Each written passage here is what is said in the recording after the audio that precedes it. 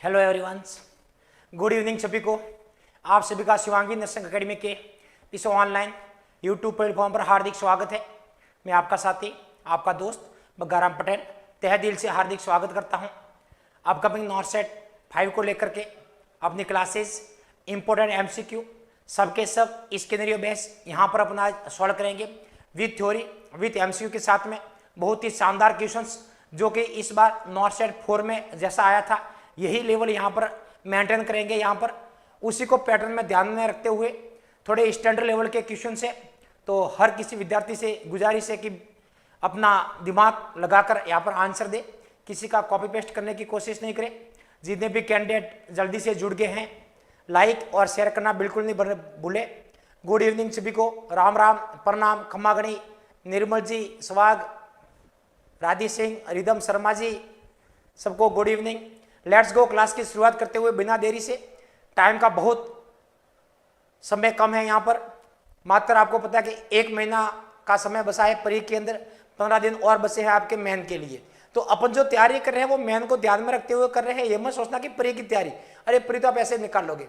परीक्षा के लिए आपको कोई क्रैश कोर्स नहीं करवाया जा रहा है।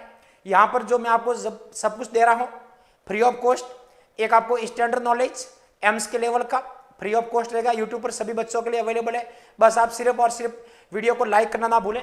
Let's go. क्लास की शुरुआत करता हूं पहला एमसीक्यू के साथ में। देखिएगा, पढ़िएगा, समझिएगा, जो आपको सही लग रहा है आंसर वो करना है।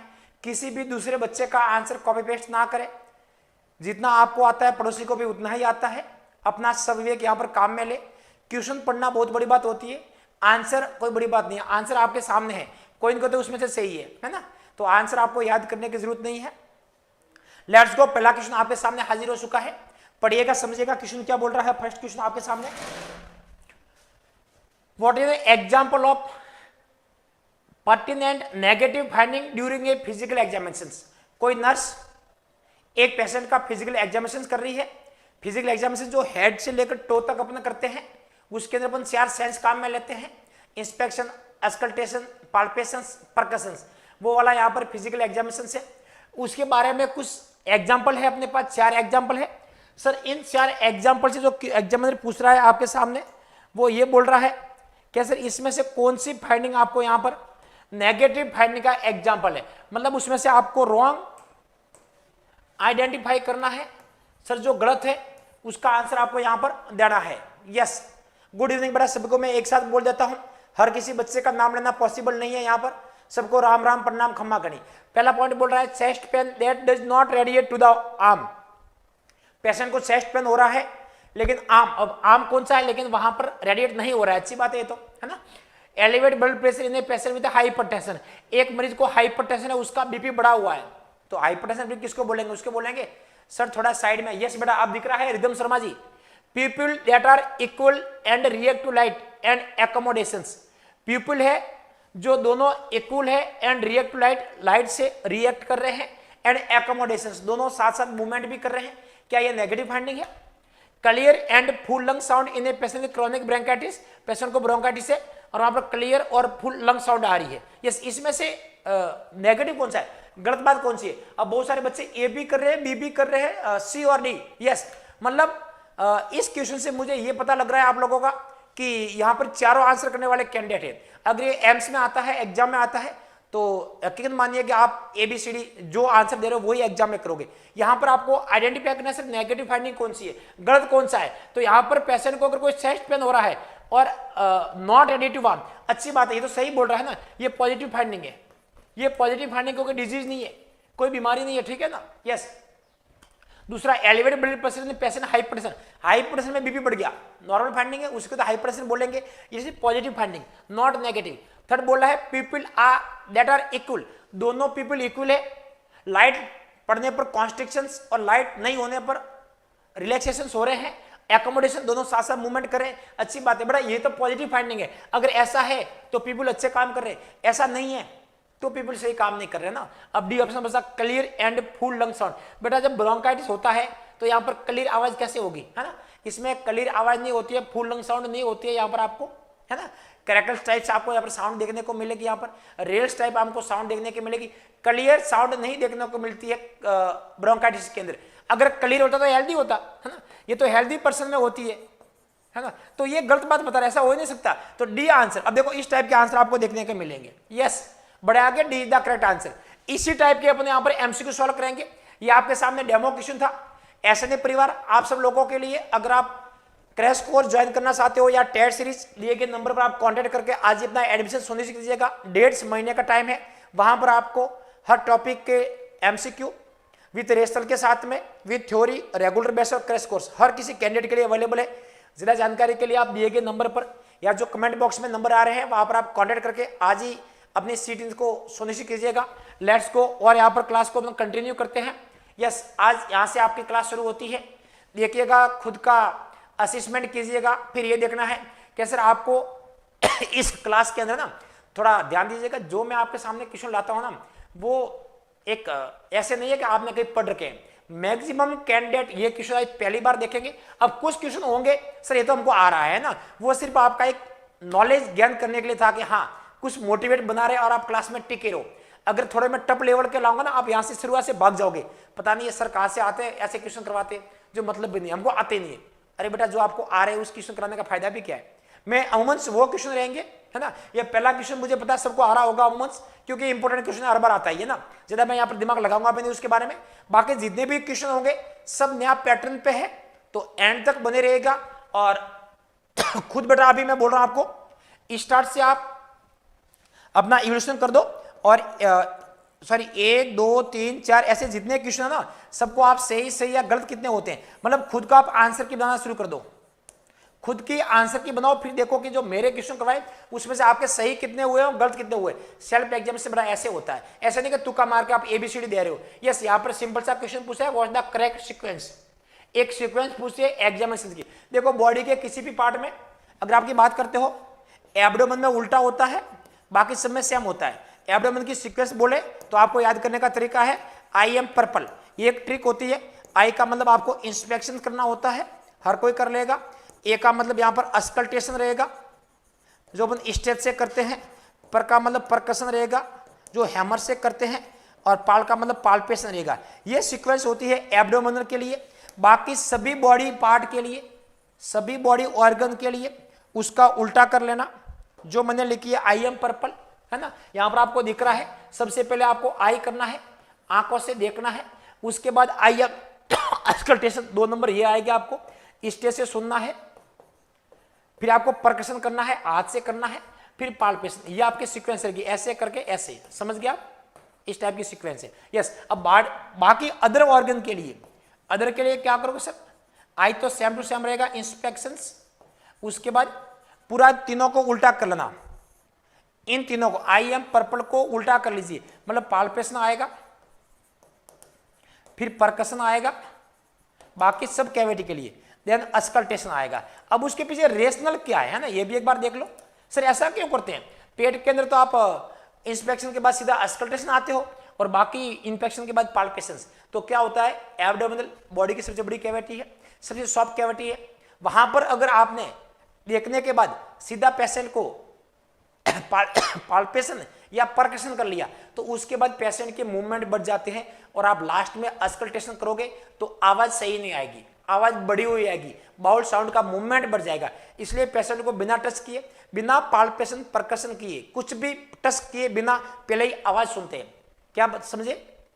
एब्डोमिनल कैविटी में आपको देखने के बाद सीधा सुनना है, बस। दोनों सेंस ऑर्गन पहले काम करने हैं, दबाने के बाद फिर आवाज बढ़ जाएगी, इसलिए अपन आवाज पहले सुनते हैं। ये उसका रेशनल होता है ताकि जो एयर मूवमेंट है, एयर साउंड है, वो ज्यादा ना बढ़े। ये उसका रेशनल रहेगा। यस, तो आपका आंसर यहाँ पर डी रहेगा, inspection, auscultation, percussion, palpation. Yes, अब अपने क्वेश्चन की धुआंधार शुरुआत होती है यहां से। अब क्वेश्चन देखिएगा, दिमाग लगाओ। अब वो वाले क्वेश्चन नहीं है जो आप तुक्का लगा रहे थे। यस, अब देखता हूं कितने बच्चों का आंसर सही आ रहा है और कितने को गलत आ रहा है। Yes, what is the best example of documentation of a patient teaching regarding wound care? Yes, यहां पर अपने पास एक पेशेंट है ना, उसकी बात करते हैं वुंड केयर की। सबसे बेस्ट एग्जांपल पूछा है डॉक्यूमेंट करना आपको किस चीज का? पेशेंट को टीचिंग करवाइए और टीचिंग अपने कराइए किसके रिगार्डिंग? पेशेंट को वुंड केयर के संबंधित कोई अपने टीचिंग करवाइए। उसके बारे में कौन सी बात यहां पर एक बेस्ट एग्जांपल ले सकता हूं और एग्जांपल आपको एज ए डॉक्यूमेंटेशन के बारे में और रिगार्डिंग आपको पेशेंट को टीचिंग करवाइए।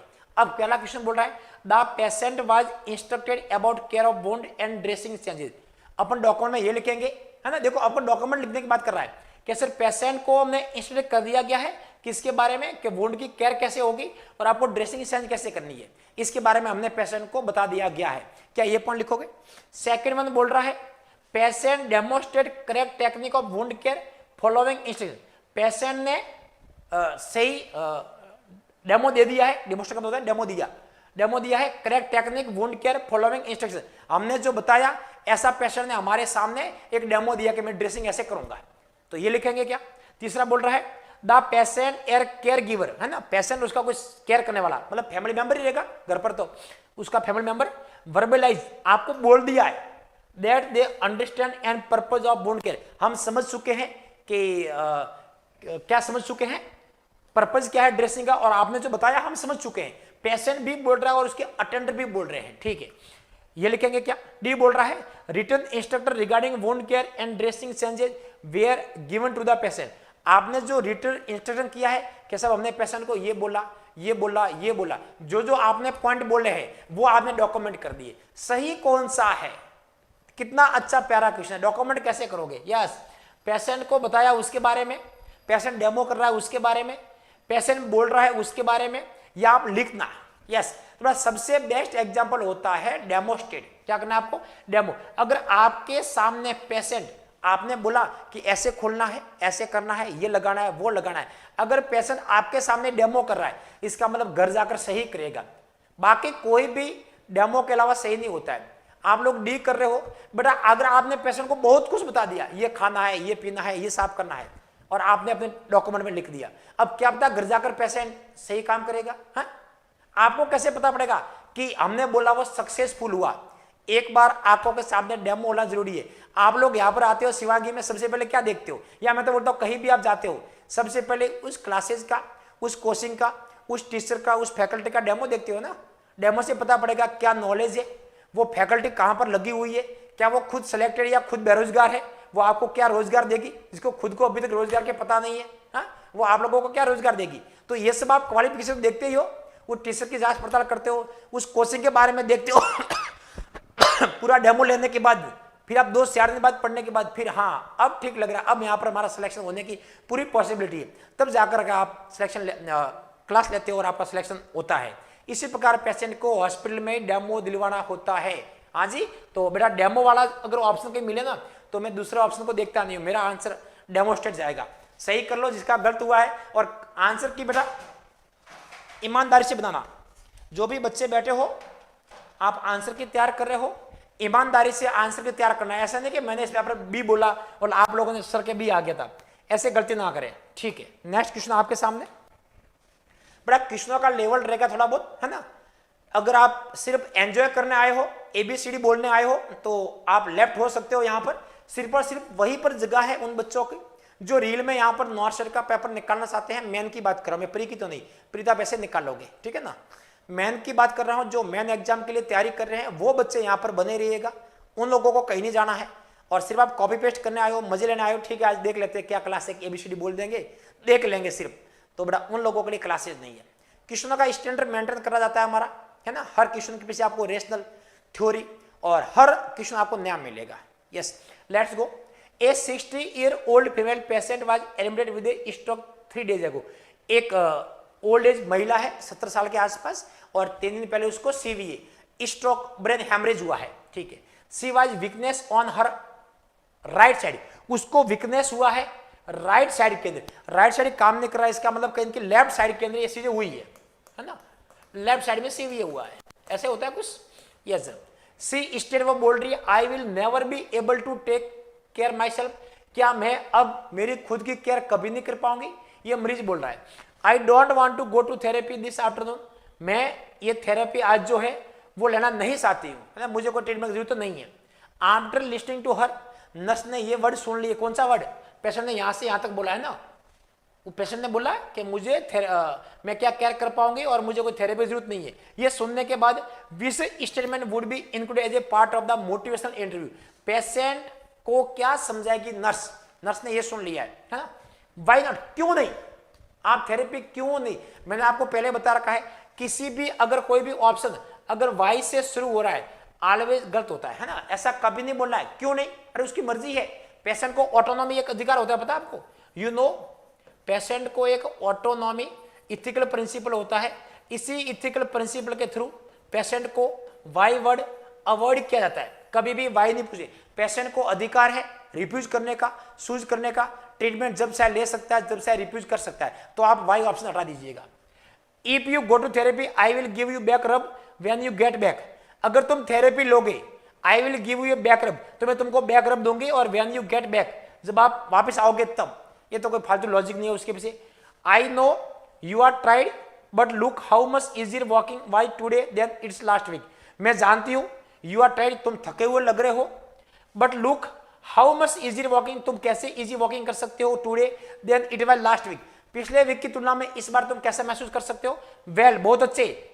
With that attitude you will have trouble, the doctor ordered therapy because thought it will help you. Doctor ने बोला बच्चा आपको लेना ही पड़ेगा। देखो थोपना कोई चीज नहीं होती, डॉक्टर ने बोला तो आपको लेना ही पड़ेगा, ऐसा कोई जरूरी नहीं है। आपको उसके बारे में और कुछ जानकारी प्राप्त करनी है। पेशेंट को पूछिए कि हाँ ऐसे लग रहा है, मतलब इसमें से कौन सा सही लग रहा है, तो मुझे ये सही लग रहा है। पेशेंट को बताना है कि पिछले हफ्ता की तुलना में इस हफ्ते आपको चलने में थोड़ा इजी महसूस हो रहा है, ठीक है ना। तो इस टाइप के आपको यहाँ पर आंसर करने होते हैं। नेक्स्ट सी आंसर सही कर लो बेटा, यस। नेक्स्ट देखिएगा, हाँ जी। अब ये क्वेश्चन, अब ये भी आप लोगों के सामने बिल्कुल नया क्वेश्चन है, बिल्कुल फ्रेश क्वेश्चन है। और कोई कमेंट आपके डाउट है आप कमेंट बॉक्स में कमेंट कर सकते हो। और इवन मैं तो आपको बोलता हूं कि जब भी क्लास पूरी होती है, क्लास पूरी होने के बाद भी आप उस क्लास के नीचे टॉपिक का जो भी आपको इश्यू है आप बिल्कुल कमेंट कीजिएगा। जैसे मैं फ्री होता हूं हर बच्चे को लगभग मैं आंसर देने की कोशिश करता हूं यूट्यूब के माध्यम से। आपको कहीं जाने की आवश्यकता नहीं है। जैसा भी आपको डाउट है रिगार्डिंग जो मुझे मेरी सब्जेक्ट जितना मुझे नॉलेज है, हर बच्चे को मैं आंसर देने की कोशिश करता हूं। लेट होता है, आजकल परसों लग सकते हैं, लेकिन आंसर मेरा जरूर वहां पर आता है। तो ऐसा कोई कैंडिडेट जिसको कोई डाउट है मन में, चाहे किसी भी अकेडमी से जुड़ा हुआ हो, अगर कोई आपको मन में कैसा डाउट है रिगार्डिंग कोई रेशनल है, आप वहां पर कमेंट कीजिएगा। इसी क्लास के नीचे जैसे मैं फ्री हूंगा आपको आंसर दिया जाएगा। नेक्स्ट क्वेश्चन आपके सामने आ रहा है। A bed ridden patient tell the nurse she has low back pen.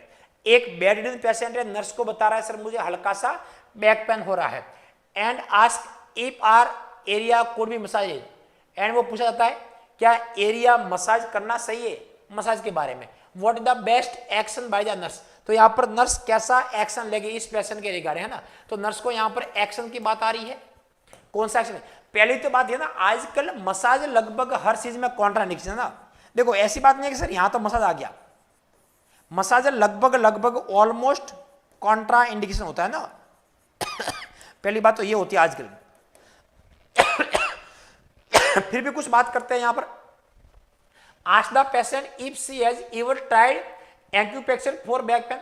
Upon patient से पूछेंगे if she has ever tried, क्या आपको कभी थकान महसूस होती है एक्यूप्रेशर फॉर बैक पेन। जवाब बैक, देखो एक्यूप्रेशर का मतलब होता है दबा करके, है ना। यहां पर जैसे फोटो लाया ना मैं आपको एक्यूप्रेशर का, मतलब जो पेन सुबाना है ना, जो हम पेन से सुबाते हैं उसको एक्यूप्रेशर बोला गया है। क्या उससे आराम मिलेगा यहां पर। दूसरा बोल रहा है explain to the patient that massage may be done only by a licence therapist. Patient को बताना है कि बस अब आपकी जो मसाज है ना वो ओनली केवल और केवल लाइसेंस थेरापिस्ट होते हैं ना, वो ही करेंगे पीआरएन एनर्जी से। पहले आपको कोई दवाई देंगे ताकि दर्द ना हो, उसके बाद सिर्फ वो थेरापिस्ट करेगा। मैं आपको बार बार बोलता हूं ये वर्ड बड़ा हल्के में ना लो, जब भी मैं आपको बोलता हूं बार बार बोलता हूं, ये चीजें इंपॉर्टेंट है। जहां भी किसी वर्ड में मुझे ओनली दिख गया ना वो मेरा फेवरेट ऑप्शन नहीं हो सकता। मैं सिर्फ इतना देखता हूं, वो मेरा फेवरेट नहीं हो सकता। बाद में देख लूंगा एक बार, अगर अभी हाल फिलहाल के लिए बी ऑप्शन को आप कट कर दो। क्या केवल वही होता है ऑथोरिटी, बाकी क्या कोई दूसरे नहीं हो सकते क्या? क्या तुमको अधिकार है कि हम मसाज नहीं कर सकते बट हम भी मसाज कर सकते हैं ना, ऐसी बात नहीं है। हाँ जी, comfortably position to the patient, expose to the area, patient को कंफर्टेबल पोजिशन दो उस एक्सपोज एरिया में, and massage the back with effleurage and petrissage stroke. देखो मसाज की दो टेक्निक होती है यहाँ पर जो लिखा गया है, एक होती है इफ्लुएंस, एक होती है पेट्रीसेज। दोनों को देख लो सर क्या होती है। एक जो मैं बता रहा हूं सर इफ्लुएंट ये टाइप होता है फर्स्ट वन, दूसरा होता है पेट्रीसेज। दोनों का फर्क ये होता है सर, जो इफ्लुएंट होती है वो सिर्फ और सिर्फ पाम और फिंगर की मदद से होती है। ये पॉइंट लिख लेना, इफ्लुएंट मसाज टेक्निक के अंदर हल्के से फिल्म ऑफ द फिंगर्स और पाम जैसे आपको ये इमेज दिख रहा है ना, ये वाला, ये देखो पाम से दिख रहा है और ये आपको दिख रहा है फिंगर से। तो ये दोनों ही एग्जाम्पल आपके किसके हैं सर? दोनों ही एग्जाम्पल उसके हैं सर, इप्लुरेंस के। ये मसाज की टेक्निक है। तो ये अपन कर सकते हैं पेशेंट को लो बैक पेन में। ये बेड शोर में नहीं है बेटा, ये बेड शोर में नहीं है ना यहां पर। बेड शोर की बात, बेड शोर में कॉन्ट्राइंडिकेशन है, पेशेंट को सिर्फ लो बैक पेन हो रहा है वहां पर दे सकते हैं, ठीक है। और ये एक होती है बेटा पैट्रिसेज। देखो सर पैट्रिसेज किसको बोलते हैं? ये जानते हो ना क्या बोलते हैं? हमारी भाषा में तो सिमटिया भरना बोलते हैं। अब कोई आउट ऑफ राजस्थान होगा जो हिंदी कम जानता होगा, थोड़ा बहुत ज्यादातर इंग्लिश का ज्ञाता होगा, है ना, तो ऐसा कोई कैंडिडेट जो इंग्लिश ज्यादा जानता है उसको, ठीक है ना, या हिंदी कम आती है, उन लोगों को बता दो, है ना। जब आप पिंच करते हो, स्किन पिंच करना, that is known as the petrissage, है ना। जैसे आपको इमेज दिख रहा होगा, बेटा इस इमेज को देखिएगा, ये आपके पैट्रिसेज की इमेज दिख रही है। Pinch the skin between the thumbs and finger, known as petrissage. तो दोनों टेक्निक अपन यूज करते हैं, ठीक है ना, अब मसाज के अंदर। तो आंसर यहां पर क्या रहेगा पेशेंट का? सी आंसर रहेगा। क्या डी बोल रहा है कि मैं डॉक्टर को बुलाऊंगा वो आपको कुछ मसाज के बारे में बताएगा, ऐसा नहीं है। आंसर सी है ना। हाँ बेटा सुमटिया भरना या सिमटी भरना वही है। जैसे एक हस्बैंड को अपनी बीवी चिमटिया भरती है ना, अब तुम लोगों को क्या पता, तुम सब बेरोजगार अखंड कुंवारे, इन चीजों का एक्सपीरियंस नहीं है, तो बेटा उनको ही यहाँ पर जो चिमटिया भरते हैं ना पतिदेव के, उसको यहाँ पर बोलते हैं पैट्रिसेज। आई थिंक समझ गए होंगे। इसमें से मोस्ट कॉमन एरिया आपको दिख नहीं रहा होगा, ये होता है ना यहाँ पर क्या बोलते हैं उसको, बैक पेन वाला। अब आप समझ जाओ उस चीज के लिए, वो होता है आपका सिंपल सा पैट्रिसेज मसाज। तो ऐसे अपन पेशेंट को दे सकते हैं। Answer see the correct answer. Next,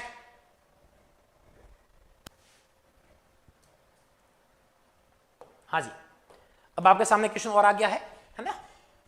क्या हुआ बेटा, कोई डाउट नहीं आपको? नेक्स्ट, हाँ जी, इस बार थोड़ा अपना जो पैटर्न है, हर क्वेश्चन में मैंने थोड़ा इमेज बताने की कोशिश की है, ताकि अपने एवरी कैंडिडेट को इमेज के साथ में समझ में आ जाएगा। क्यों कोई भी क्वेश्चन आप पढ़ते हो, अगर आपके सामने अगर ये चीजें आ रही है, फोटो आ रहे हैं, तो आई थिंक मेरा ये मानना है, मेरा पर्सनल व्यू ये है कि क्वेश्चंस के साथ में अगर आप इमेज को देख लेते हो ना, तो वो आपकी मेमोरी लॉन्ग टर्म के लिए बन जाती है। तो यहां पर आपकी मैंने हर क्वेश्चन में कोशिश की है कि जितना हो सके हर कैंडिडेट को मैं इमेज के साथ में क्वेश्चन दूंगा, है ना। मैक्सिमम इमेज आएगी, ऑप्शन की भी इमेज आएगी, क्वेश्चंस की भी इमेज आएगी, ताकि क्वेश्चन देखते आपके मन में वो सीधा पैटर्न बन जाएगा। और जितना आप टफ एग्जाम याद करते हो ना, उससे इजी इमेज याद होता है। अब जैसे यहाँ पर एक पेशेंट देख लो, क्वेश्चन देख लो, a patient who is receiving radiation therapy. Patient को रेडिएशन थेरेपी हो रहा है, क्यों? ताकि उसको ब्रेस्ट कैंसर था, उसके लिए अपन देते ही है, यस। अब क्या हुआ है, पेशेंट टेल द नर्स को बोल रहा है that she can't verbalise her fears about treatment. वो पेशेंट बोल रही है, अब ब्रेस्ट कैंसर तो फीमेल ही होगी, है ना, वो फीमेल बता रही है अपने नर्स को, मैं वर्बलाइज नहीं कर सकती, मुझे कितना डर है, कितना फियर है। किसके बारे में? किसके बारे में? क्या ट्रीटमेंट के बारे में। ट्रीटमेंट कौन सा? रेडिएशन थेरेपी ब्रेस्ट कैंसर के लिए। मेरे मन में डर है, लेकिन मैं बता नहीं सकती, वर्बलाइज नहीं कर सकती, ठीक है। विच complementary or alternative therapy would be most benefit for the nurse to teach his patient about at this time। इस समय नर्स पेशेंट को उसका कोई अल्टरनेटिव रूप, उसका कोई दूसरा रूप के बारे में क्या बताएगी? क्या भाई साहब आप बोल नहीं सकते तो कोई बात नहीं, आप ऐसा कर सकते हो। जर्नलिज्म के बारे में, योगा थेरेपी के बारे में, हर्बल थेरेपी के बारे में, या सिरोप्रैक्टिक थेरेपी के बारे में, है ना, क्या करेगी? अब बच्चे ए भी कर रहे हैं, बी भी कर रहे हैं, कुछ सी तक पहुंच गए, है ना। अब बेटा सिर्फ इमेज देखो, ताकि देखो जर्नलिज्म का मतलब होता है मैगजीन के अंदर लिखना।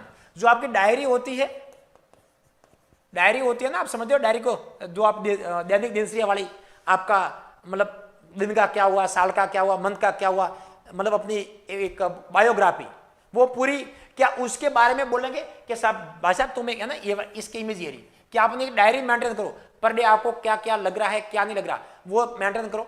दूसरा बोल रहा है कि योगा थेरेपी मेंटेन करो, ये इमेज योगा थेरेपी। ये जो आप इमेज दिख रही है वो हर्बल थेरेपी है, और ये होती है सिरोप्रैक्टिक थेरेपी, है ना, पेशेंट के जॉइंट को मूव करना, ये जो एक्सरसाइज चलाती है ना इस टाइप की, इसको मतलब बोलते हैं सर सिरोप्रैक्टिक थेरेपी। अब मुझे बताओ, पेशेंट का फिर अगर वर्बलाइज नहीं हो रहा है, वो बोल नहीं सकता है, तो आप मरीज को क्या बताओ, आराम किसे मिलेगा? हाँ, अब आंसर ए या बी है ना, सी डी तो पहला गलत है, वैसे बच्चों के नहीं आ रहे हैं। आंसर ए बी में से क्या करोगे? अगर कोई पेशेंट अपना डर बता नहीं कर सकता है, sir yoga therapy best to relieve fear. Krishna ji आपका जो रेशनल सही है लेकिन आंसर गलत है। अब समझो मैंने क्या बोला, आपका रेशनल सही है, आंसर गलत है। योगा थेरेपी स्ट्रेस के लिए रिमूव होती है ना। अब अगर यहां पर एग्जाम, तुम लोग गलत कैसे करते हो, यहां पर एग्जामिनर आपसे क्या पूछ रहा है कि पेशेंट को फियर है लेकिन वो बता नहीं सकता है। अब क्वेश्चन बड़ा इतना सा देखो, पेशेंट को फियर है वो वर्बलाइज नहीं कर सकता, अरे तो उसको लिखने के लिए दे दो आप। तू बता नहीं सकता तो लिख तो सकता है ना। अरे वो वर्बलाइज मतलब बोल नहीं सकता भाई, बोलने में डर है, लिखने में डर नहीं है। तो जर्नलिज्म का बोलना है योगा, योगा से बेटा स्ट्रेस रिमूव होता है, फियर नहीं। योगा जो होता है बेटा वो स्ट्रेस रिमूव करता है, फियर रिमूव नहीं करता है। और यहां पर आपको फिर रिमूव करने की तो बात ही नहीं पूछ रहा। हाँ जी, अरे राहुल जी यहां पर फिर को रिमूव करने की बात नहीं पूछ रहा है, एग्जामिनर पूछ रहा है उसके जो फिर नहीं बता पा रहा है ना वो कैसे एक्सपोज करोगे। सर वो लिख के एक्सपोज कर लेगा। आंसर मेरा रहेगा बेटा जर्नलिज्म्स, मेरा आंसर रहेगा डायरी। अब तुम जानो, तुम्हारा काम जाने। अरे कुछ सीखो, कुछ समझो। यहां पर आप आए हो ना, आपको as a government selected faculty जहां 10-10 सालों का अनुभव लिया गया है, जहां हजारों बच्चे गवर्नमेंट नर्सिंग ऑफिसर बना दिए गए हैं, आप उनसे पढ़ रहे हो और फिर भी आप आंसर योगा थेरेपी कर रहे हो। आंसर जर्नलिज्म योगा से कर पाएगा नहीं होगा। योगा से अभी भी समझ जाओ, सुधर जाओ, अपने आप को इंप्रूव कर लो, गलती ना करो। ये गलती तुम एग्जाम में दोहराते हो। अरे वर्बल नहीं सकता तो लिख दे भाई, सिंपल सा लॉजिक है, क्या दिमाग लगा रहे हो यहां पर इतना सा। योगा से नहीं होगा, ठीक है। नेक्स्ट, कई बार तो बच्चे मानते और नहीं है, सर ऐसे कैसे हो गया, हमारा गलत कैसे हो गया। बेटा गलत को एक्सेप्ट किया करो, सिलेक्शन तभी होगा। जो चीजें होती है जरूरी नहीं है कि मुझे परफेक्ट हो, अपन से भी परफेक्ट बहुत सारी दुनिया में, बस मुझे भी परफेक्ट बनना है। गलतियों को सुधार करके उसको इंप्रूवमेंट करना ही सिलेक्शन का रास्ता है। हाँ जी, next, a patient newly diagnosed type 2, patient को अभी भी टाइप 2 डायबिटीज मेलाइटिस हुई है, has been given a prescription to start an oral hypoglycemic. Patient को OHA टैबलेट शुरू की गई है, भाई आपको क्या टैबलेट लेनी पड़ेगी oral hypoglycaemic. The patient tell the nurse she would rather control her blood sugar with herbal therapy. क्या मैं इसके अलावा हर्बल थेरेपी से भी, मतलब आयुर्वेद से भी क्या इस डायबिटीज को मैं कंट्रोल कर सकते हैं। Which action should the nurse take first. हाँ ध्यान देना, एक बार इसका सिंपल सा रेशनल मान लो। अगर कोई भी पेशेंट, देखो सिंपल सा रेशनल मान लो तब आपको आंसर आ जाएगा। अगर पेशेंट कोई भी मेडिसिन ले रहा है, ध्यान देना, पेशेंट कोई भी मेडिसिन ले रहा है जो कि उसके घर पर है ना, घर से किसी डॉक्टर ने बोली है, चाहे वो हर्बल है, एलोपैथिक है, आयुर्वेदिक है, कैसी भी है ना। अब हॉस्पिटल में उसकी दवाई और शुरू की है, ऐसा कई बार होता है ना, घर वाली दवाइयां खा रहा है, हॉस्पिटल में और उसकी मेडिसिन ऐड की है, तो अपन कौन सी देंगे, ध्यान रखना, अपन कौन सी देंगे, हॉस्पिटल वाले, घर वाले नहीं देंगे, क्यों, घर वाले का प्रिस्क्रिप्शन अपने पास नहीं है। अपने पास प्रिस्क्रिप्शन डॉक्टर का ऑर्डर सिर्फ और सिर्फ हॉस्पिटल वाले का है, तो हॉस्पिटल वाले को अपन देंगे। अब पेशेंट बोलेगा साहब मेरे घर वाली दवाई है उसका क्या करो, मेरे पास जो हर्बल दवाई है उसका क्या करो। तो जब आपके पास पहली दवाई के साथ में जब दूसरी ऐड होती है, ध्यान देना, दूसरी ऐड होती है, आप अपनी मर्जी से कुछ ना बोले, आपको बोलना बस आप डॉक्टर के पास जाओ, वो जाने, वो ना काम जाने। अगर वो बोलेंगे ऑर्डर में लिखेंगे तो मैं दूंगा। अब आप समझ गए आंसर। आपको सेकंड दवाई खा रहा है तो उसको बोलेगा बच्चा बिना डॉक्टर की मर्जी के मैं आपको ये लेने के लिए सुझाव नहीं दूंगी, आप लो मतलब आपकी मर्जी। अब आंसर देख लो उसमें से क्या चूज करना है। कहीं भी ऐसा क्वेश्चन हो, आपको सिर्फ और सिर्फ ऑर्डर है हॉस्पिटल के अंदर प्रेस्क्राइब्स मेडिसिन का। अब क्वेश्चन क्या बोल रहा है, advise the patient to discuss using herbal therapy with physicians. यही भी दिख रहा है आपको, हाँ जी यही दिख रहा है ना। बाकी तो जो भी होगा गलती होंगे, आपको बोलना है कि आपको हर्बल थेरेपी के बारे में एक बार डॉक्टर साहब के डिस्कस कर लो, वो बताएंगे तो लिखेंगे तो मैं ऐड करूंगी, वरना मुझे नहीं पता। बड़ा सी को लॉक क्यों करें। Advise the patient to give the prescription medicine time to work before using. बेटा नहीं नहीं नहीं नहीं, अरे आप कौन से होते हैं ये चीज एडवाइज करने वाले। आपको तो बोलना है भाई साहब डॉक्टर से एडवाइज करो, अपना काम नहीं है। हर्बल थेरेपी के पास में तुम्हारे डॉक्टर साहब बैठे हैं, उनसे फिजिशियन जाकर के मिल लो। हाँ जी, ये छोटा राम जी क्या आज से बड़ा सी लॉक कर रहे हो, सी को अनलॉक करो और ए को लॉक करो। मेरा आंसर ए रहेगा। मैंने आपको पहले बता दिया, एक दवाई के साथ में दूसरी दवाई होती है तो डॉक्टर को बोलना होता है। आपका काम दवाई एडवाइज करना नहीं है, प्रिस्क्रिप्शन को फॉलो करना आपका काम है। यस, इतने सीधे से क्वेश्चन आते हैं बस। हाँ जी, ये क्वेश्चन 80-20 के हिसाब से सभी महिलाओं के लिए। हाँ जी महिलाएं, यहां पर आंसर दीजिएगा जल्दी से कमेंट बॉक्स में। आप लोगों के लिए आने वाले समय का क्वेश्चन है ये। Which spicy may be use to treat the nausea and vomiting related to pregnancy. Patient को कोई प्रेगनेंसी है ना, और कॉमनली ये फर्स्ट ट्राइमेस्टर में देखने को मिलता है ना, यहाँ लिखा हुआ नहीं है वैसे, लेकिन हम समझ सकते हैं कि पेशेंट को फर्स्ट ट्राइमेस्टर में ये चीजें देखने को मिलती है। नोजिया एंड वॉमिटिंग एसिडिटी के कारण ज्यादा होता है, तो उसको आप रोकने के लिए, ट्रीटमेंट करने के लिए, अरे जितनी भी महिलाएं बेटा सब कमेंट कर लो, ये आपके काम आने वाली चीजें है। अभी नहीं तो 2 साल रुक जाओ, ज्यादा समय नहीं है। 2023 में आपका सिलेक्शन है सितंबर में, 2024 में शादी है 90% की, और 2025 में पहला बेबी आपके हाथ में रहेगा। तो उसी समय की बात कर रहा है ये 2025 में सब महिलाओं के लिए काम आने वाली चीजें। अपने यहाँ तो क्या करते हैं, नींबू सुखा देते हैं ना, नींबू को कट किया, ले भाई नींबू से नोजिया वोमिटिंग रुक जाएगा। लेकिन यहाँ पर एक साइंटिफिक रीजन क्या बोल रहा है, पहला बोला सर क्या एलोवेरा से, क्या जिंगर से, क्रैनबेरी या इवनिंग प्रिमरोज, है ना ये कुछ आपको इमेज दिख रही है, जिसको बड़ा एलोवेरा बोलते हैं, है ना। एलोवेरा कॉमनली अपन यूज करते हैं कोई भी स्किन डिसऑर्डर के लिए, है ना, ये अपन यूज कर सकते हैं। जिंगर इसे अदरक को बोलते हैं। जो जिंजर होती है, ये जिंजर आपके यहाँ पर कॉमनली एक एंटी इमेटिक का काम करती है ना, एंटी इमेटिक सप्रेशन का काम करती है जिंजर। सी बोल रहा है सर क्रैनबेरी, ये जो आपको दिख रहा है sir it is known the cranberry. Cranberry का भी लिख दो बड़ा, एग्जाम में आ चुका है, इंपोर्टेंट करना, क्रैनबेरी को हल्के में ना ले। क्रैनबेरी कॉमनली अपन यूज करते हैं यूटीआई पेशेंट के लिए। अरे ये यूटीआई से रिलीव करता है। अगर कोई यूरिनरी इन्फेक्शन है, जीआईटी का इन्फेक्शन है ना, यूरिनरी या जीआईटी के इन्फेक्शन में क्रैनबेरी जूस क्रैनबेरी जूस का यहाँ पर यूज किया जाए। हाँ, और इवनिंग प्रीरूम, ये बेटा है ना, ये फूल आता है ना ये वाला, इसको अपने इवनिंग प्रीमरोज बोलते हैं, और ये कॉमनली एक्जिमा में यूज करते हैं ना, एक्जिमा बोलते हैं, डर्मेटाइटिस वहां पर कॉमनली ये यूज आता है। तो अब आंसर क्या रहेगा सर आपका, सर बी को लॉक किया जाए, यस बी कॉमनली। अरे याद कर लो, ये आपका प्रैक्टिकल है, एग्जाम में तो आ सकता है, लेकिन लाइफ के अंदर भी काम आएगा, ठीक है। Next melatonin. अब मिलेटोनिन क्या है भाई, एक हार्मोन है use to based on the scientific evidence. उसका साइंटिफिक रेशनल क्या है मिलेटोनिन का, the patient with which problem would benefit from melatonin. तो मिलेटोनिन आपकी, ये देखो उसकी दवाई भी आती है ना, मिलेटोनिन ड्रग भी आती है। दूसरा ये जो हार्मोन है वो आपकी बॉडी से बनता है, बॉडी का मतलब बॉडी में ब्रेन बनाता है, ब्रेन के अंदर एक ग्लैंड होती है जिसको पिनियल ग्लैंड बोलते हैं। क्या बोलते हैं, पिनियल ग्लैंड। ये आपके बॉडी के अंदर स्लीप पैटर्न को मेंटेन करती है। कोई मुझे बता सकता है ये मिलेटोनिन का सिक्रेशन ज्यादा कब होता है? अब मेरा आंसर ये आ रहा है आप लोगों से, सर मिलेटोनिन का सिक्रेशन बॉडी में ज्यादा कब होता है? नर्सिंग के फील्ड में अगर आप बात करते हो, मेडिकल के फील्ड में बात करते हो, तो जितने भी आप नर्सिंग ऑफिसर्स हो, अगर आप ड्यूटी कर रहे हो और स्पेशल नाइट ड्यूटी कर रहे हो ना, तो नाइट ड्यूटी में आपको जगना पड़ता है, वहां पर आपकी बॉडी में इम्बैलेंस होता है स्लीप का। किसका होता है? इम्बैलेंस होता है स्लीप का। क्योंकि जब आपके सोने का टाइम होता है तब आप ड्यूटी करते हो, और जब दिन उदय होता है आप लोग दिन में रेस्ट करते हो। ऐसा होता है अपनी लाइफ के अंदर, हमारा 10 साल से हो रहा है, हम लोग देख रहे हैं। तो उस समय अपना थोड़ा दिमाग इम्बैलेंस रहता है, गड़बड़ रहती है, उसका सबका सब कारण होता है सर स्लीप डिस्टर्बेंस। तो ये जो मेलेटोनिन सिक्रेशन होता है ये बेटा उसमें होता है डार्कनेस में। कहाँ होता है? डार्कनेस में। अगर अंधेरा ज्यादा है, अंधेरा कब होता है? रात को, इसलिए लाइट बंद करने पर नींद आती है।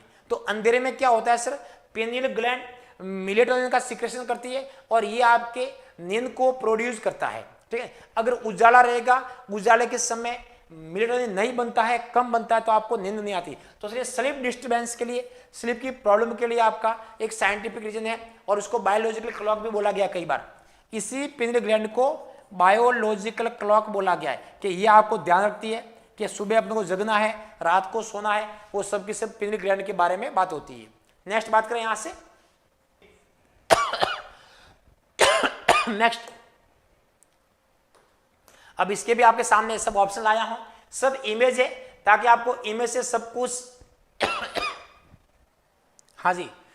After receiving the assign patient for the day, आपको एक दिन में कुछ पेशेंट मिले हैं। The nurse determine that stress relieving intervention are a priority for which patient. इसमें से आपको वो 4 पेशेंट मिले हैं ना, आपको हॉस्पिटल में गए 4 पेशेंट मिले, उसमें से कौन से पेशेंट को आप स्ट्रेस रिलीविंग इंटरवेंशन करोगे ताकि पेशेंट स्ट्रेस फ्री रहे। कौन सा फ्री रहे? बस क्वेश्चन इतना बोल रहा है। मैं बार बार बोलता हूं, अगर आप लोगों ने क्वेश्चन पढ़ना सीख लिया ना, सिलेक्शन उसी का होगा। स्ट्रेस रिलीविंग इंटरवेंशन, इसलिए आप टेंशन ना ले, स्पाइसी फूड ना खाए, रिलैक्सन रहे, योगा करे ना, ये सब चीजें आती है स्ट्रेस मैनेजमेंट में। जितना टेंशन फ्री रहेगा, तो कहने का मतलब टेंशन से बीमारी कौन सी होती है? अब आपको पहचानना कहना है सर स्ट्रेस इंड्यूस्ड डिजीज कौन सी है, अब मुझे बताओ। हाँ जी, अरे स्ट्रेस इंड्यूस्ड डिजीज कौन सी है? क्यों? अगर पेशेंट स्ट्रेस में रहेगा तो वो बीमारी होगी, तो अपन को स्ट्रेस फ्री टेक्निक या उसको इंटरवेंशन करेंगे। ये बोल रहा है एक पेशेंट आदमी है, उसको पेप्टिक अल्सर डिजीज, तो बड़ा पेप्टिक अल्सर डिजीज किससे होते हैं? स्ट्रेस से होते हैं। पता है आपको? ज्यादा ऐसा नहीं है कि स्पाइसी खाने से, कई बार ज्यादा स्ट्रेस लेने से भी स्ट्रेस अल्सर बोलते हैं उसको। क्या बोलते हैं? स्ट्रेस अल्सर, पेप्टिक अल्सर ही होते हैं। तो ऐसे पेशेंट को बोल भाई साहब तुमको वैसे भी पेप्टिक अल्सर है ना, वैसे भी तुम्हारा पेट के अंदर अल्सर हो रखे, तो आप स्ट्रेस ना रहे, तो उसके लिए बेनिफिट रहेगा। दूसरा बोल रहा है पेशेंट विद, है ना, एडमिटेड, ये आपका पेप्टिक अल्सर का है। एवरी वुमेन विद कोलेसिस्टाइटिस, है ना, ये जो आपका दूसरी इमेज दिख रही है वो गाल ब्लडर का स्टोन की है। तो यहाँ पर तो अपन फैट के लिए मना करते हैं। कॉलेज में क्या होता है? फैट को अवॉइड किया जाता है कि फैट आपको नहीं खाना है, वरना वो यहाँ पर परेशान करेगा। A man with a bacterial exacerbation of chronic bronchitis, patient को एक ब्रोंकाइटिस है और कोई बैक्टीरियल, तो यहाँ पर पेशेंट को अपन इन्फेक्शन से ट्रीट करेंगे। ठीक है। डी बोल रहा है woman who has a 1 day post operative knee epilepsy. अब ये कोई स्ट्रेस से होता नहीं है ना, यहाँ पर तो पेशेंट को अपन थोड़ा वेट बीयरिंग अवॉइड कराएंगे। इसमें क्या कराएंगे? वेट बीयरिंग को अवॉइड करना है, ज्यादा वजन नहीं उठाना है, तो ये वाले इंटरवेंशन यहाँ पर फॉलो करेंगे। तो डायरेक्ट आंसर ये है भाई। ऐसे क्वेश्चन तुम गलत करोगे तो कैसे काम चलेगा भाई? हाँ जी, ये गौरव जी, हालांकि अभी से ये रिदम शर्मा बता रहे हैं सर स्ट्रेस से एसिड, बिल्कुल बेटा, स्ट्रेस से क्या होता है आपकी बॉडी में हाइड्रोक्लोरिक एसिड जो स्टमक से बनता है वो ज्यादा रिलीज होगा, और हाइड्रोक्लोरिक जो एसिड होता है वो प्रोस्टाग्लैंडिन IG2 होता है, उसको डैमेज करके आपके म्यूकस को डैमेज करता है, इसलिए स्ट्रेस अल्सर बनते हैं। कई बार यहाँ पर जो एनाल्जेसिक ड्रग होती है, नॉन स्टेरॉइड एंटी वो NSAID होती है, ये भी सेम टू सेम एक्शन करती है। यहाँ पर ये भी आपकी बॉडी में PG के लेवल को कम करती है, प्रोस्टाग्लैंडिन कम करती है, और ये भी पेप्टिक अल्सर करती है। इसलिए कई बार देखा होगा NSAID पेप्टिक अल्सर के अंदर कॉन्ट्राइंडिकेशन इसलिए मानी गई है ना, तो सेम टू सेम HCl भी यही काम करता है। तो सिंपल सा आंसर, इतना इजी क्वेश्चन होते हैं, बस आप क्वेश्चन पढ़ना सीख गए ना। बड़ा मैं जो क्लास लाता हूं ना, आपको क्वेश्चन सिखाने के लिए लाता हूं, आपको समझना कैसे। देखो मैं जो आपको क्वेश्चन कराऊंगा ना, हो सके एक भी सेम क्वेश्चन एग्जाम में नहीं आएगा, सेम क्वेश्चन एग्जाम में एक भी नहीं आएगा, ये बात मान के चलो। ये सोचने आएगा सर शिवांगी में जाएंगे और वहां जो क्वेश्चन करवा रहे वो एग्जाम आएंगे, ऐसा बेटा कहीं पर भी नहीं है। हम आपको सिखा रहे हैं कि कैसा भी क्वेश्चन आए उस क्वेश्चन में आपको पॉइंट पकड़ने होते हैं। एग्जामिनर क्या पूछ रहा है आपको, मुझे पता है कि रेशन आते हैं, आपको वो रेशनल उस क्वेश्चन के साथ में सेट करने नहीं आते, बस दिक्कत यहां आती है। पढ़ा हुआ सब कुछ है आपको, थ्योरी सबने पढ़ ली है, उस रेशनल को उसमें बिठाना नहीं आता है। सर कैसे पकड़े? तो एग्जामिनर जो आपसे क्वेश्चन पूछ रहा है, देखो ये बीमारी किससे होती है, बस सर इससे होती है, तो आंसर आपको वही करना है, बस ज्यादा दिमाग ना ले, और अपने आप को बिलीव मानिएगा, जो आप सोच रहे हो वो सही है, परफेक्ट है, विश्वास ना करें किसी और के ऊपर। ठीक है, नेक्स्ट। हाँ जी, अब यहां पर सिंपल सा क्वेश्चन है, आंसर बड़े हैं कि इसमें से कौन सा स्टेटमेंट स्लीप के बारे में सही है। नींद क्या होती है ना, lack of sleep causes medical and psychiatric disorder, है ना। लैक ऑफ स्लीप, स्लीप कम लेने से आपको बहुत सारे मेडिकल और साइकेट्रिक डिसऑर्डर हो सकते हैं, क्या यह सही बात है?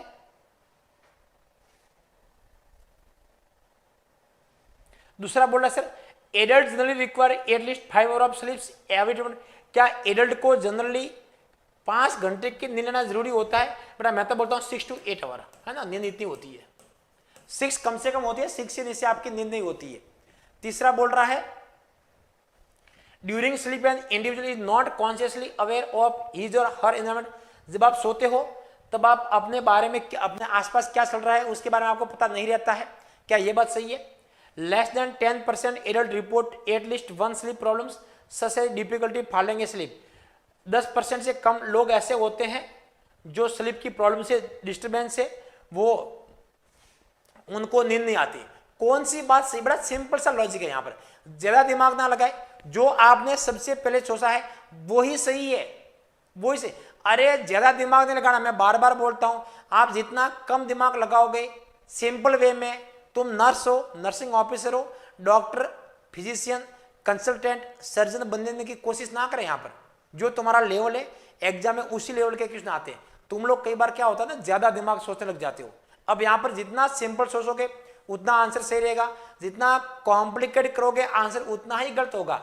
कौन सा स्टेटमेंट से ये नींद के बारे में, तो सर जब नींद आती है तो आपको आसपास पता नहीं होता, अरे ये तुम दिमाग क्यों नहीं लगा रहे, यहाँ पर ए पे जा रहे हो तो सी पे क्यों नहीं जा रहे हो आप। हाँ जी, क्या कम से मेडिकल डिसऑर्डर कौन सी होती है। हाँ जी, क्या आपको नींद नहीं आने से बेटा मेडिकल डिसऑर्डर नहीं होते, साइकेट्रिक हो सकते हैं आपको ना, मेंटली हो सकते हैं, मेडिकल नहीं हो सकते भाई साहब। अरे सिंपल सा लॉजिक है, आप नींद में आपको पता होता है कि बाहर क्या हो रहा है, और जब बाहर पता होता है वो नींद किस बात की।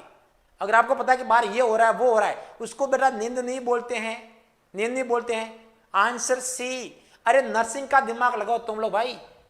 अरे अपन को पता नहीं होता कि बाहर क्या हो रहा है, मतलब दिमाग अनकॉन्शियस माइंड से होता है। सिंपल सा लॉजिक ये है ना। अगर दिमाग कॉन्शियस है तो फिर नींद किस बात की। पहला लॉजिक आपको ये होता है, ये डॉक्टर का लेवल का, ये अपना लेवल है, मेरा आंसर सी रहेगा। अगर मेरी बात मानोगे आंसर सी करना है, नर्स का दिमाग हमेशा लगाया करो। मैं बार बार बोलता हूं, ज्यादा डॉक्टर बनने की कोशिश करते हो, नर्सिंग ऑफिसर की पोस्ट से भी हाथ धो दोगे। इस बार जोधपुर की पोस्ट आ चुकी है, भरोसा मत करना अगली बार वापस आ जाए। अच्छा मौका है, 300 पोस्ट आई थी, 150 खाली है उसमें से, और 150 वापस आएगी। इस बार भी बोलता हूं 300 लगभग पोस्ट आपके जोधपुर एम्स की और बाकी एम्स की भी आएगी। अब जरूरी नहीं कि आगे कितनी आए, मौका 2023 हाथ से ना गवाए भाई लोगों, बार बार इतना समझाता हूं सर। हाँ जी, which control the cycle changes between walking and sleep. Walking और स्लीप के बारे में, वॉकिंग एंड स्लीप के बारे में कौन कंट्रोल करता है sir. Fluctuate level of melatonin. क्या मेलेटोनिन का लेवल ऊपर से होता, उससे होता है क्या sir. The environmental light dark cycle. Environment में लाइट और डार्क ये करता है कि nuclear in the brain stem, hypothalamus and thalamus. Brain stem के अंदर की न्यूक्लियर होता है, मतलब पिनियल ग्लैंड्स, हाइपोथैलेमस और थैलेमस, क्या ये करते हैं a variety of neuropeptides release from the nervous system. Nervous system से बहुत सारे टाइप्स के आपको न्यूरोपेप्टाइड्स हार्मोन बनते हैं, क्या वो करते हैं। उसमें से कौन सा आंसर करोगे। मुझे पता ना सब आंसर जो सही है वो नहीं करेंगे, इतना मुझे विश्वास है। मेरे बच्चों पर मुझे इतना विश्वास है, हर कैंडिडेट पे जो सही होता है वो सबसे लास्ट में करेंगे, जो गलत होता है वो सबसे पहले करेंगे। वॉकिंग और स्लीप, आप जग रहे हो या सो रहे हो, इसके बारे में जो आपके कंट्रोल करता है। अरे भाई कंट्रोल पूछ रहा है एग्जाम में, कंट्रोल पूछता है, और कंट्रोल होता है मास्टर ग्लैंड, मास्टर की मास्टर ग्लैंड। क्या दिमाग लगाते हो तुम लोग। हाँ, कंट्रोल पूछा क्या आपसे, होता किससे वो नहीं पूछ रहा है। मुझे पता है मेलेटोनिन करता है, मेलेटोनिन किससे होता है, डार्क साइकिल से होता है। उन सबका कंट्रोल कौन सा होता है कि न्यूक्लियाई, जिसको मतलब बोलते हैं पिनियल ग्लैंड्स। अरे क्या दिमाग लगा रहे हो। अब आंसर सी नहीं करोगे, यहां पर जो पूछा है आंसर वो करना होता है, आंसर सी। ये सब आपको कंट्रोल करने का काम होता है। सर आपने ही तो बोला था वाला चूज करो, तो बेटा यहां पर जो पूछा क्या कंट्रोल पूछा, मैं कंट्रोल का करूंगा ना, जो एग्जामिनर पूछता है मुझे वही आंसर करना होता है। यस बेटा कुछ सीखो समझो यार, ऐसे बेटा गलत करोगे क्वेश्चन मुझे मजा नहीं आ रहा है। फिर मैं कल ऐसा करता हूं ना बेटा, इजी क्वेश्चन ले आ जाओ। अगर आपको मजा नहीं आ रहा है क्लास के अंदर, सर पता नहीं कहां से लाते हैं क्वेश्चन, कैसे क्वेश्चन लाते हैं, तो मैं कल आपको सिंगल लाइन के क्वेश्चन ले आऊं। वहां पर आपको पूछेंगे किडनी कितनी होती है, ब्रेन कितने होते हैं, लीवर कितने होते हैं, स्टमक कितने होते हैं, डायरेक्ट आंसर। क्या खुश हो जाओगे, क्या वो क्लास सफिशिएंट है। हाँ जी, इतने अच्छे क्वेश्चन है, हर क्वेश्चन सीखने को मिल रहा है। नेक्स्ट क्वेश्चन है, the nurse know that a patient thought sleep hygiene practice needs further instruction when he says. इसमें से बोल रहा है कि नर्स क्या बोलेगे तब आपको उसको फर्दर, मतलब रॉन्ग पहचानना है। इसके बारे में एक पेशेंट को स्लीप हाइजीन प्रैक्टिस के बारे में गलत क्या बोल रहा है। सोने के बारे में 4 चीजें हैं, 3 सही बोलेगा पेशेंट, 1 गलत बोलेगा। जो रॉन्ग बोल रहा है उसको मुझे पहचानना है। सर अभी तक 4 क्वेश्चन से हुए बेटा, ऐसे चलेंगे है ना। पहला क्वेश्चन बोल रहा है once I go to bed, जैसे मैं बेड पे जाऊंगा, I should get up if I am not asleep after 20 minute. ये बोल रहा है ना, आपको गलत पहचाना है कि अगर मैं बेड पे जा रहा हूं और मुझे अगर 20 मिनट नहीं आती है तो मुझे वापस उठना चाहिए, ये बोल रहा है। बी बोल रहा है sir it's okay to have my usual 2 glass of wine in the evening before bed. मैं सोने से पहले, है ना, इवनिंग के अंदर 2 ग्लास, क्या बोल रहा है उसने, यूजुअल 2 ग्लास, हाँ वाइन 2 ग्लास। अरे पौवा जानते हो ना, जानते हो पौवा प्लास्टिक वाला आता है एक, पता होगा सबको, आजकल ये बड़ा फेमस हो रहा है, इसको पैक बोलेंगे। क्या मैं वो 2 ग्लास लूंगा, है ना, लो भाई ये 2 ग्लास हो गए उसके, लो। ये सोने से पहले, क्या ये गलत बोल रहा है? एक couple of crackers with cheese and glass of milk, crackers मतलब ये स्नैक होते हैं ना, चिप्स वगैरह, सीज पनीर है, मिल्क है, ये अपन सोने से पहले लेंगे, क्या ये गलत बोल रहा है? I should go to the gym early in the day, मैं दिन में जिम जाऊंगा ताकि 6 घंटे पहले, ताकि मुझे ना, तो बेटा जिम जाने से दिन अच्छी आती है, अच्छी बात है। तो जिम जाने से, ये तो सही बोल रहा है ना, ये राइट है। मिल्क दूध पीना अच्छी बात है, उनसे भी आपको ए और बी में क्या होता है, मतलब अरे बीयर पीने से कौन सी नींद आएगी भाई? अब मुझे पता है जो बीयर पीने वाले हैं ना वो आंसर ए करेंगे और नहीं पीने वाले बी करेंगे। अरे बेटा बीयर पीने के लिए बोलेंगे क्या पेशेंट को कि तुम सोने से पहले बीयर ले लो, पी दो ग्राम? बेटा ये गलत बोल रहा है। अगर पेशेंट ऐसे बोल रहा है तो भाई साहब आपको फर्दर इंस्ट्रक्शन की जरूरत है, आपको दोबारा ऐसा नहीं करना है। बीयर पीने से नींद और नहीं आती है, ध्यान देना उस चीज के लिए, है ना। Answer be the correct answer, ध्यान दीजिएगा, ये ऑप्शन रहेगा। अब क्यों यहाँ पर ए भी था बी भी था, लेकिन प्रायोरिटी के आधार पर बी आपका सही जाएगा, ठीक है ना। अरे बेटा role Singh ji answer B कर लो, पीने वाले दिख रहे हो इसलिए आंसर बी को सही मान लो तुम, तो तुम्हारा काम नहीं आएगा बेटा, यहाँ पर एम्स का दिमाग लगाओ, ठीक है ना। अब ये सर मैं तो लेता हूं या लेती हूं एग्जाम से पहले भी, नींद से पहले भी 2 पैक तभी नींद आती है, वो तुम्हारा प्रैक्टिस है, एग्जाम ऐसा मत करना उससे नींद नहीं आती है ना। हाँ जी,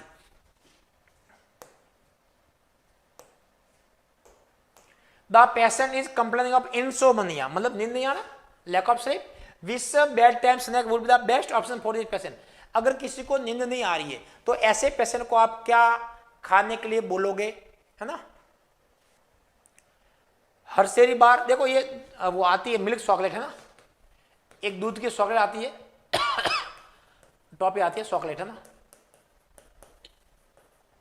8 ऑरेंज हॉट चॉकलेट, क्या पेशेंट को हॉट चॉकलेट ये जो दिख रही है ये हॉट चॉकलेट, उसमें एक और कर लो, है ना, ऐसे दोनों के लिए आपका होता है। तीसरा बोला 8 ऑरेंज, वैसे ऑरेंज किसको बोलते हैं बेटा, है ना, जो ओज होता है उसको ऑरेंज बोलते हैं, और ऑरेंज का मतलब होता है 30 ml, और 8 ऑरेंज का मतलब होता है 1 कप, मतलब 246 ml। 240 ml को अपन 8 ऑरेंज बोलते हैं, 1 कप बोलते हैं या 240 ml बोलते हैं। क्या 8 ऑरेंज डोबान कॉफी योगर्ट दही आता है, क्या वो लेंगे अपन? या बोल रहा है 1 cup Ben and Jerry non cafe. बेटा कैफे या कॉफी से कभी नींद नहीं आती है ना, ध्यान देना। अगर कहीं पर कॉफी वर्ड हो, टी वर्ड हो, इन चीजों से कभी भी नींद नहीं आती, तो नींद के लिए ये अवॉइड करने होते। अरे बेटा डी कौन कर रहा है? आजाद सिंह जी, बेटा डी कॉफी से आती है क्या बेटा? अरे कॉफी से नींद उड़ती है, पेशेंट को इंसोम्निया और है और आप उसको कॉफी पिलाएगा क्या भाई? अरे कॉफी ना पिला भाई, कॉफी ना पिलाए। पेशेंट को हॉट चॉकलेट, आंसर बी कर दो। अरे आंसर बी रहेगा, हॉट चॉकलेट ये वाली दिख रही है ना, हॉट चॉकलेट से बढ़िया नींद आती है, कभी पी के देखना, आंसर बी रहेगा। इस बार भी गलत कर दो, नोट कर लो।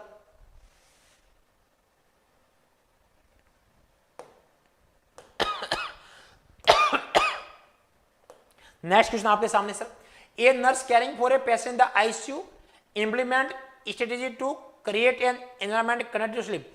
एक पेशेंट आईसीयू में इंप्लीमेंट क्या कर रहे हो, कुछ स्ट्रेटेजी बना रहे हो उस पेशेंट के, किसके बारे में? एक ऐसा एनवायरमेंट जो पेशेंट को नींद दे सके। आईसीयू में पेशेंट को नींद नहीं आती, बहुत सारी दिक्कत होती है, वहाँ लाइटें, मशीनें, वेंटिलेटर ये चलता रहता है, नहीं पता देने कराते हैं। तो आपको ऐसा एनवायरमेंट बनाना है ताकि उसको ये सब चीजें अच्छी लगे और उसको नींद को प्रायोरिटी मतलब बढ़ावा दे। Which strategy would be most effective. तो ऐसे पहले क्या करोगे? Turning off the light in the room during night, जैसे ही रात होगी 9 बज के लाइट ऑन ऑफ कर लेंगे और सुबह 6 बजे शुरू कर देंगे, मतलब रात और दिन वाला मामला करेंगे, पहला बोल रहा है। दूसरा, having the television in all time for background noise, patient को टीवी चालू कर देंगे और पीछे बढ़िया गाने लगा देंगे, है ना, तो चीज है बड़ी मस्त मस्त, ऐसे गाने लगा देंगे ताकि उसको नींद बड़ी सी आ जाए। तीसरा बोला है silence the alarm on the bed side monitor and infinity, जितने भी मॉनिटर और इन्फिनिटी पंप है सबकी आवाजें बंद कर दो, टें टें करते हैं ना, बंद कर दो तो बात ही खत्म, ताकि नींद आ जाए।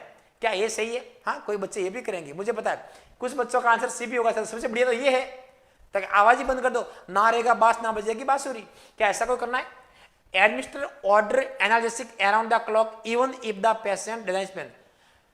पेशेंट को जैसा पेन दर्द के लिए बोला गया है ऐसे ध्यान है, भले ही पेशेंट पेन नहीं कर रहा है, भले पेशेंट को पेन नहीं है, फिर भी वो दर्द। अरे ये पागल कौन है भाई? अनुज राणा, सौरभ जी।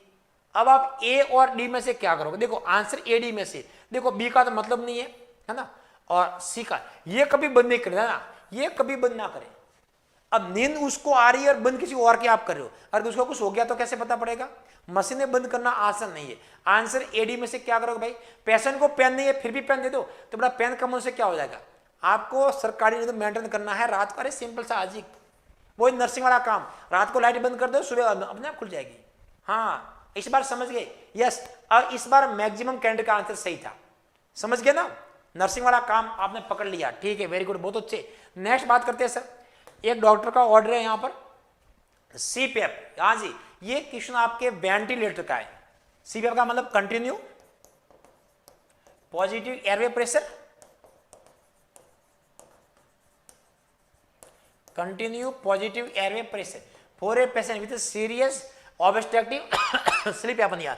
उसको नींद नहीं आ रही है, स्लीप एपनिया हो रहा है वहां पर। How will CPF help? ऐसे पेशेंट को सीपीएफ मशीन कैसे हेल्प करेगी, है ना? Prevent airway occlusion by bringing the tongue forward. ये जो टंग पीछे जा रही है, क्या सीपीएफ से टंग पीछे नहीं जाएगी? क्या ये बोल रहा है? Be easily tolerated by both the patient and the patient's bed partner. Patient और पेशेंट के जो बेड का पार्टनर, मतलब पड़ोसी मरीज, यहां पर पार्टनर का मतलब है ना, पड़ोसी मरीज का बोल रहा है, उन दोनों के लिए इजी टॉयलेट रहेगा। Positive provide and the positive pressure in the airway to prevent airway collapse. तो पॉजिटिव का मतलब यही होता है भाई। अरे सीपीएफ का मतलब क्या होता है? सीपीएफ क्या करता है? आपके पॉजिटिव प्रेशर करेगा ताकि एयरवे कोलैप्स ना हो, उसको प्रिवेंट करने के लिए ही बनाया गया है सीपीएफ, ठीक है ना? और पेशेंट को वैसे भी ऑब्स्ट्रक्टिव स्लीप एपनिया यहाँ है, एयरवे कोलैप्स हो रही है, सिकुड़ रही होती है, तो वहां पर अपना हाई पीप करके पेशेंट को सीपीएफ पे डाल देंगे, ठीक है? आंसर रहेगा सी, डी ना करे भाई, आंसर क्या रहेगा? सी। नेक्स्ट बात करते हैं sir, while caring for a patient following an uvulopalatopharyngoplasty. देखो यहां पर तीन चीजें हैं, यूवुला को रिपेयर किया गया है, पैलेट को रिपेयर किया है ना? कौन सी पैलेट होगी सर? बेसिकली सॉफ्ट पैलेट ही होगी, यूवुला, शॉर्ट पैलेट और फेरिंग्स। फेरिंग्स, इन तीनों चीजों को रिपेयर किया है, और रिपेयर करने को बोलते हैं प्लास्टी। रिपेयर करने को क्या बोलते हैं सर? प्लास्टी। शॉर्ट में इस ऑपरेशन को बोलते हैं सर यूपीपीपी, है ना? इस ऑपरेशन का नाम क्या होता है शॉर्ट के अंदर? यूपीपीपी। अब आगे क्वेश्चन बोल रहा है, the nurse monitor the patient for which complication in the immediate. देखो ये वर्ड आपको नोट करना है, ऐसे पेशेंट को आप इमीडिएट पोस्ट ऑप, मतलब ओटी हो चुकी है, ओटी से जस्ट पोस्ट ऑप में आया है, कौन सा कॉम्प्लिकेशन आपको मॉनिटर करना है? Snoring and foul smelling breath. Patient को स्नोरिंग, घर्राटे आ रहे हैं, और फाउल स्मेलिंग, ये बड़ा इन्फेक्शन को शो करता है, और इन्फेक्शन यहां पर 2 दिन बाद होता है, हाथों हाथ नहीं होता। इन्फेक्शन एंड इलेक्ट्रोलाइट इम्बैलेंस, ये भी जरूरी है। Loss of voice and severe शोर थ्रोट, ये भी जरूरी है। Airway obstruction haemorrhage. इमीडिएट क्या करोगे? देखो करने तो सभी आपको, एक भी गलत नहीं है। इमीडिएट क्या रहेगा भाई? खतरनाक कौन सा है? जिससे पेशेंट मर सकता है, जिससे पेशेंट की डेथ हो सकती है, मर सकता है, वो सबसे पहले आएगा ना। अरे ऑलवेज एबीसी प्रायोरिटी, कहां दिमाग लगाते हो? एबीसी प्रायोरिटी, एयरवे, ब्रीथिंग और सर्कुलेशन, है ना? ये जरूरी है। अगर एयरवे रुक गया तो फिर आपका वॉइस का भी क्या करोगे ना? तो बेटा वॉइस वाले थे वो बंद कर लो, आंसर एबीसी। ऐसे बेटा क्वेश्चन गलत नहीं करना है, ये बहुत सारे बच्चे गलत कर रहे हैं। बेटा डी कैसे होगा भाई? हाँ सॉरी, सी कैसे होगा? लॉस ऑफ वॉइस का क्या कर लोगे आप? वॉइस स्लीप की तो क्या कर लोगे, है ना? अगर जिंदा नहीं है तो आंसर बेटा डी रहेगा, है ना? ये करेक्ट आंसर। एयरवे को आपको पेटेंसी मेंटेन करनी है। Next, an older patient asks the nurse why she has so much trouble sleepings. एक ओल्डर पेशेंट है, बूढ़ा व्यक्ति है, वो नर्स से बोल रहा है why she has so much trouble sleeping, मुझे सोने में बहुत ज्यादा दिक्कत क्यों आती है? सर आप पानी पी लो। चलो बेटा पानी पी लेते हैं, थोड़ा हमको भी एयर में ऑब्स्ट्रक्शन हो रहा है। तो अगर आपको कोई ओल्डर पेशेंट ट्रिबल स्लीपिंग के बारे में बोल रहा है, तो ऐसे पेशेंट को आप सबसे मोस्ट एप्रोप्रिएट रेस्पॉन्स क्या दोगे? डिस्टर्बेंट स्लीपिंग नॉर्मल। बेटा ये देखो बहुत प्यारा क्वेश्चन है, ये आपके कम्युनिकेशन का क्वेश्चन है ना, बड़ा मजा आएगा ऐसा क्वेश्चन करने में। और बड़ा मैं बार बार बोलता हूं कम्युनिकेशन के क्वेश्चंस किसी भी कैंडिडेट से गलत नहीं। अगर आप मेरे से पढ़ रहे हो तो कम्युनिकेशन देखो आज की बहुत सारी चीजें आती है। देखो ये क्वेश्चन लगभग एमएसएन के, पता है आपको, आधे क्वेश्चन एमएसएन के हैं, कुछ साइकेट्रिक के भी है साथ में। यहाँ पर ये जितने भी स्लीप डिस्टर्बेंस है साइकेट्रिक की, लेकिन जहाँ कम्युनिकेशन की बात आती है तो वहां पर लगभग मुझे पता है कि शिवांगी के जितने भी सितारे हैं एसएनए के, वो मेरे से काफी ट्रिक समझ गए हैं कि सर ने बता रखी है ट्रिक कैसे फॉलो करनी है, बस तुक्का कैसे लगाना है। तुक्का भी यहाँ पर सही लगता है, भले आपको ज्यादा कुछ नहीं आता है। हाँ जी, मतलब एक कम्युनिकेशन। अब बोल रहा है डिस्टर्ब से नॉर्मल ट्रेवलिंग, कि भाई साहब आपकी उम्र होगी, आप ओल्डर हो, और ओल्डर के साथ साथ उम्र नहीं आना कॉमन बात है। भाई साहब ऐसे बोलोगे क्या मरीज को कि तुम बुढ़े हो, नहीं पता तुमको, बुढ़ों को नींद नहीं आती है तो तुम भी बुढ़े हो, ये वर्ड बोलोगे क्या? Have you tried any over the counter medicine to help you sleep? क्या आपने कभी कोई over the counter OTC drug लेने की ट्राई की? क्या आपने कभी दुकान से कोई एल्प्राजोलम्स कोई दवाई लेकर के खाई? ऐसा भी कोशिश करके देख लो एक बार, क्या पता नींद आ जाए। क्या ये बोलोगे? Don't try, sorry don't worry, you don't need too much sleep as you did when you were younger. चिंता की कोई बात नहीं। एक वर्ड बेटा और याद कर लो, है ना, ये डोंट वरी अगर कहीं भी वर्ड दिख गया ना, don't worry, I don't know, ये कुछ मेरे फेवरेट वर्ड है, ये कुछ मेरे फेवरेट वर्ड है जो मेरे हर कैंडिडेट को 80,000 रुपए देके जाते हैं पर मंथ के। आपको एक क्वेश्चन 80,000 रुपए का नोट कर लो, किसी ऑप्शन के अंदर डोंट वरी या आई डोंट नो ये वर्ड दिख गए तो मेरा फेवरेट नहीं है, मैं उनको थोड़ा अवॉइड करने की कोशिश करता हूं, बंद करने की कोशिश करता हूं। मुझे नहीं पता, चिंता की कोई बात नहीं, अरे तुम भगवान हो क्या, चिंता की बात नहीं है, वो नहीं करना। Tell me more about the trouble you are wearing, क्या आप मुझे कुछ और बताने की कोशिश करोगे? हमेशा बड़ा टेल मी जहां होता है, एक्सप्लोर वर्ड होता है, एक्सप्लोर फीलिंग वर्ड होता है, ट्राई वर्ड होता है, ये मेरे फेवरेट वर्ड है जहां पर मैं रिस्क लेने की कोशिश करता हूं, जहां मैं ऑप्शन को हमेशा सही करता हूं। भले मेरा गलत हो, अगर ये वर्ड दिख गया ना मैं तुक्का लगा दूंगा, लेकिन जय माता दी होगा वो देखा जाएगा। और 99% मेरा विश्वास है, माता दी का विश्वास है कि जय माता दी ऐसे ऑप्शन में हमेशा लगभग मेरा सही गया आज तक। तो आप बेटा एक बार ट्राई करो, है ना। तो आंसर क्या करोगे सर? डी आंसर, है ना। अब सबका सही है भाई, मजा आया नहीं आया क्वेश्चन के अंदर? अरे मजा आया नहीं। अब क्वेश्चन क्या था किसका था कोई मतलब नहीं है, जो आंसर सी और बी कर रहे हैं आई थिंक उन्होंने कुछ मेरी क्लास को समझा नहीं है। अगर आप क्लास को समझ के पढ़ते हो ना, ये ही क्वेश्चन आपको एग्जाम में सेशन करवाते हैं। पढ़ना क्वेश्चन को सबसे बड़ी बात होती है, एग्जाम में टाइम बहुत कम होता है। इस बार तो अभी मजे हैं आपके भाई साहब, 1.5 घंटे का पेपर है, बड़ा तुम रिलैक्स रहोगे, है ना। 3 घंटे का लोड पड़ता है, बोझदा हो जाते हैं।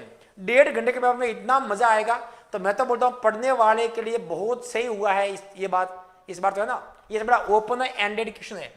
नेक्स्ट बात करते हैं सर, एक एंड स्टेज पेशेंट है कैंसर का, टेल द नर्स को बोल रहा है if I can just live to see my first grand seal who's expected in 4 month. हाँ जी, ये क्वेश्चन देखो, पहले मैं क्वेश्चन समझा दो आपको क्या बोल रहा है। देखो यहां पर कुछ बच्चे साउथ से जुड़े हुए हैं ना, तेलंगाना के, हैदराबाद के, केरला के, तमिलनाडु के, उनको थोड़ा हिंदी में प्रॉब्लम होती है ना। लेकिन यहाँ पर हमारे जो राजस्थानी बच्चे हैं उनको इंग्लिश में दिक्कत होती है, इसलिए आप लोगों के लिए इंग्लिश लिखा हुआ है। मैं एक्सप्लेन हिंदी में कर रहा हूं ताकि तुम लोगों को थोड़ा क्वेश्चन समझ में आ जाए। बहुत सारे बच्चों का लगभग मोर देन 10% क्वेश्चन आपके ऐसे होते हैं जो आपको रीडिंग की वजह से गलत होते हैं, आपको पढ़ना नहीं आता है या पढ़ दोगे समझना सर क्या कह रहा था हम लोगों को नहीं आया, तो मैं उसको थोड़ा इजी कर रहा हूं। तो थोड़ा कॉपरेट करना, हिंदी और इंग्लिश मिक्स में। पेशेंट को कैंसर है, और कैंसर कैसा है सर? एंड स्टेज है, मरने वाला है। वो नर्स को बोल रहा है if I can just live to see my first grandchild who is expected in 4 month, मतलब मेरा पोता है ना, पोता या पोती बोल दो, उसको ग्रांड सन बोलेंगे, क्या बोलेंगे ग्रांड सन। ये 4 महीने बाद पैदा होने वाला है, 4 महीने बाद पैदा होने वाला है, उसका बॉर्न होगा 4 महीने बाद। इसका मतलब 5 मंथ की प्रेगनेंसी है। क्या है सर? 5 मंथ की प्रेगनेंसी है। और प्रेगनेंसी कौन है भाई? प्रेगनेंसी कौन सा है? उसके बेटे, हाँ उसकी बेटे की क्या बोलते हैं उसको, है ना, उसके सन की वाइफ, ऐसे होता है ना, सन की वाइफ उसकी प्रेग्नेंट है, 4 महीने बाद उसका बच्चा होगा, तो बोल रहा है कि मेरी एक तमन्ना है, मेरे दिल की इच्छा है कि मेरा जो पोता होगा मैं पोते को एक बार देख सकूं बस, तो उसके बाद भले मैं मर जाऊं। The nurse recognise that the patient is demonstrate which the following stage of grieving. जो ग्रीविंग होती है ना, स्टेज ऑफ ग्रीफ, ये 5 स्टेज होती है, पता है आपको? 5 स्टेज होती है। डेनाइल सबको पता है, फर्स्ट होती है एंगर, सेकंड होती है बारगेनिंग, थर्ड होती है डिप्रेशन, 4 होती है, और 5 होती है आपकी एक्सेप्टेंस। अब उसमें से कौन सी स्टेज बता आपका? प्रोलॉन्ग्ड ग्रीफ डिसऑर्डर है, Kubler Ross stage of bargaining है, Kubler Ross stage of depression की बात कर रहा है, the normal stage of grief will, ये नॉर्मल की बात कर रहा है ना? यस बड़ा क्या बात है, सही सर। दादी और जीना चल रही, हाँ दादी और जीना चाहती है, लेकिन ये तो ये कुबलर के आपके बारगेनिंग है ना, मोल भाव कर रहे हैं कि ठीक है ऐसा कुछ है तो मैं वहां तक जिंदा रहूं। तो ये कुबलर की आपकी कौन सी स्टेज है सर? DAB, थर्ड स्टेज होती है। तो कुबलर रोज की थर्ड स्टेज है ना, बारगेनिंग वाली स्टेज। डिप्रेशन में बोलती मैं मरना चाहती हूँ, अगर ये डेथ की बोलती कि मुझे सब मार दो, मुझे नहीं देखना, तो इसका मतलब वो डिप्रेशन की बात कर रही है। ठीक है, next. A patient in the stage of life is experiencing A shortness of breath. Patient को एसओ भी है और एयर हंगर भी है ना, मतलब एयर का भूखा है। Based on practice guidelines what is the most appropriate action by the. देखो ऐसे क्वेश्चन थे इस बार नॉर्थ सेट में, एक बार माइंड घुमाओ अपना। यहाँ पर 50% कैंडिडेट वो है जो नॉर्थ सेट क्वालिफाई नहीं किए हैं, 50% कैंडिडेट है। हाँ जी, ईमानदारी से बताओ कैसे रहा, हमने पेपर दिया था और क्वालिफाई नहीं हुए हैं, है ना? ईमानदारी से सोचना। ऐसे ही क्वेश्चन थे, आप देख लो इस बार, बिल्कुल पैटर्न वो देखो आप, है ना, जिसमें आपको पता भी नहीं था। सर चारों ऑप्शन सही लगते थे, क्या करें, बड़ा कंफ्यूजिंग सवाल था, है ना? हम जो सोच रहे थे वही आंसर गलत गया है। इसी टाइप के क्वेश्चन है। तो पेशेंट को शॉर्टनेस ऑफ ब्रीथ है और last stage of life is experiencing, और पेशेंट लास्ट स्टेज पे चल रहा है। ऐसे पेशेंट को आप क्या करोगे सर? ऑक्सीजन लगा दो भाई, अगर शॉर्टनेस ऑफ ब्रीथ है तो। एडमिनिस्टर ब्रोंकोडाइलेटर्स, ब्रोंको डायलेट कर दो ताकि ऑक्सीजन जल्दी जाएगी। Administer anti anxiety agent, patient को एंजाइटी कम हो वो दे दो। और use of any method that make the patient more comfortable, ऐसा कोई आप मेथड यूज कर लो ताकि पेशेंट को थोड़ा कंफर्टेबल महसूस हो सके। अब आंसर क्या करोगे? मोस्ट ऑफ बच्चे आंसर ए कर रहे हैं, मोस्ट ऑफ बच्चे आंसर ए कर रहे हैं। ठीक है भाई, कॉपी पेस्ट कर लो, तुम्हारी मर्जी है, जो अच्छा लगे करते जाइए। यही नॉर्थ सेट आपसे चाहता है। ऐसे ही अंजलि जी बेटा, नॉर्थ सेट आपका इंतजार कर रहा है, एम्स में आपका मोस्ट वेलकम है, आ जाइए जा अंजलि जी। हाँ जी बेटा, आंसर रहेगा यहाँ पर डी। सर डी क्यों रहेगा? डी के पीछे कारण ये कि पेशेंट अपनी स्टेज की लास्ट स्टेज में है, ये तो आप लोगों ने देखा नहीं है। अरे पेशेंट लास्ट स्टेज है लाइफ की, मरने वाला पेशेंट है, एंड स्टेज है, एंड स्टेज है, और वहां पर शॉर्टनेस ऑफ ब्रीथ कर रहा है, एयर हंगर कर रहा है। अरे वहां पर पैलिएटिव केयर जानते हो क्या होती है? पैलिएटिव केयर, अरे उसको बोलते बेटा पैलिएटिव केयर। अरे शांति से मरने दो पेशेंट को, मतलब बस दर्द ना हो, पेशेंट को पेन ना हो, ऐसी को अपन क्या बोलते हैं सर? यूथेनेसिया टाइप का एक, अरे euthanasia, mercy killing, mercy killing जो इंडिया में पैसिव लागू हो चुका है 18 मार्च 2018, यही तारीख है शायद 9 मार्च से 9 या 18 से 9 मार्च से 9 मार्च 2018 को ये इंडिया के अंदर पैसिव लागू हुआ है। यूथेनेसिया पैलिएटिव केयर के अंदर आता है। पेशेंट को ऐसे कुछ मेथड बता दो ताकि उसको कंफर्ट महसूस के, पेन कम से कम हो ना, बाकी यहाँ पर कोई उसमें नहीं आते। तो आंसर रहेगा डी बेटा, ये वर्ड पढ़ा करो आप, last stage of life. Next, end of life palliative nursing, उसमें क्या होता है? अब देखो मैंने बता दिया आपको, है ना। अब सेम टू सेम क्वेश्चन है, पेशेंट को एंड ऑफ लाइफ पे पैलिएटिव केयर में आपको क्या शामिल करना है sir? Constant assessment of changing in physiological functioning, आपको जो चेंजेस हो रहा है वो लगातार मॉनिटर करना है।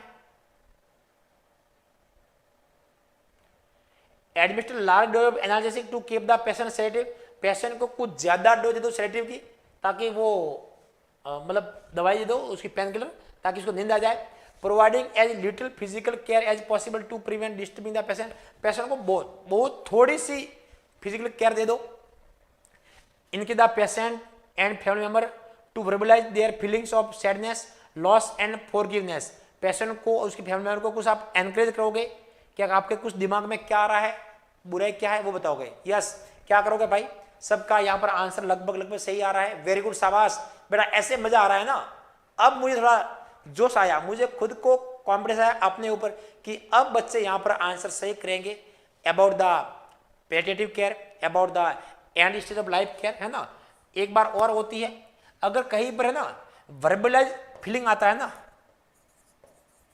देखो वर्बलाइज फीलिंग एक वर्ड और मेरा फेवरेट है, तो उसको मैं हमेशा सही करने की प्रायोरिटी करता हूं। ये लिखा करो बेटा, जहां जहां मैं बोलता हूं कि ऐसे कुछ मेरे फेवरेट वर्ड है, वो आगे ना तो मैं उसको छोड़ता नहीं हूं, ले ही लूंगा, जो भी होगा देखा जाएगा। और 99% वो सही आ जाते हैं। तो पेशेंट के फैमिली मेंबर के अंदर और उसके बारे में क्या क्या दिक्कत है, वो क्या दिमाग में फीलिंग, उसे जानने की कोशिश करो कि आपके रिगार्डिंग्स। कई बार पेशेंट के मन में आपके प्रति इतना क्रोध होता है, एंगर होता है कि डॉक्टर सो रहे, नर्स सो रहे हैं, यहाँ पर पूरा हॉस्पिटल चोर है, ये बेकार लोग हैं, ये हमको मारना चाहते हैं। ऐसी फीलिंग होती है पेशेंट के मन में, अटेंडर के मन में। वो आते गए हॉस्पिटल में, लेकिन मन ही मन उनकी बुराई होती है। तो आपको एक बार उसके बारे में, उसकी भाषा में जानने की कोशिश करो कि भाषा और क्या दिक्कत है, और क्या हुआ था आपको, और कैसे। तो वो कई बार अपनी फीलिंग को एक्सप्लोर करेगा। तो जहां पर अगर एक्सप्लोर फीलिंग है तो ये भी मेरा आंसर सही रहेगा। उसकी इच्छा को जानने की कोशिश करो, तो ये आपका आंसर सही होता है ना, D. Next, what the definition of substance abuse. Substances abuse क्या होते हैं? जो आप लोगों के फेवरेट है ना सबलिंगुअल्स या बकल जो आप यहां पर लगाते हो, वो एक प्रकार का क्या है आपका सब्सटेंस एब्यूज है। ऐसे कुछ सब्सटेंसेस जो आपको लत पड़ गई है, आदत पड़ गई है, वो खाना ही पड़ेगा। परिभाषा क्या है?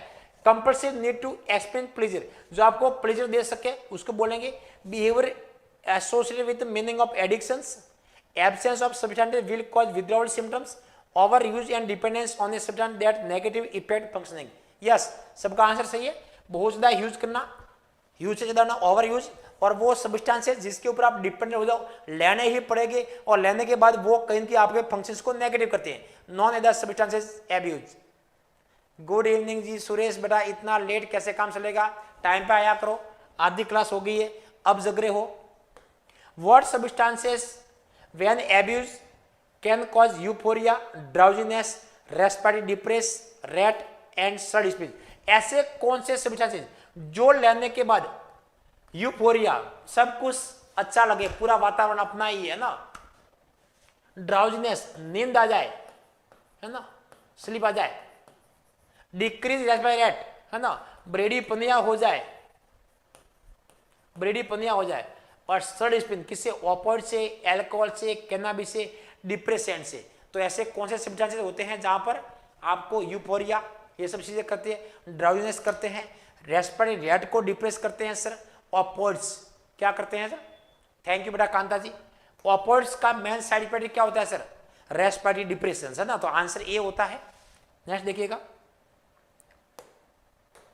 During admission of emergency department patient with chronic alcoholism, एक पेशेंट को लंबे समय से अल्कोहल खा रहा था, इंटॉक्सिकेशन हुआ है, डिसओरिएंटेड एंड कंफ्यूज। इसका मतलब लिवर सिरोसिस हो चुका है, ये लिखा हुआ नहीं है लेकिन हम लोग को मानना है। और लिवर सिरोसिस से वर्निक्स इंसिपुलोपैथी हो चुका है, वर्निक्स इंसिपुलोपैथी हो चुका है, वहां पर मामला पहुंच चुका है। इसकी वजह से पेशेंट को डिसओरिएंटेड हो रहा है, कंफ्यूज हो रहा है, मतलब दिमाग के अंदर असर हो चुका है, ये बीमारी होती है। अब आप देखो पेशेंट, देखो क्वेश्चन ऐसे आते हैं आजकल, इस क्वेश्चन का स्टैंडर्ड देखो आप कहां तक पहुंचा है, पता सबको आपको।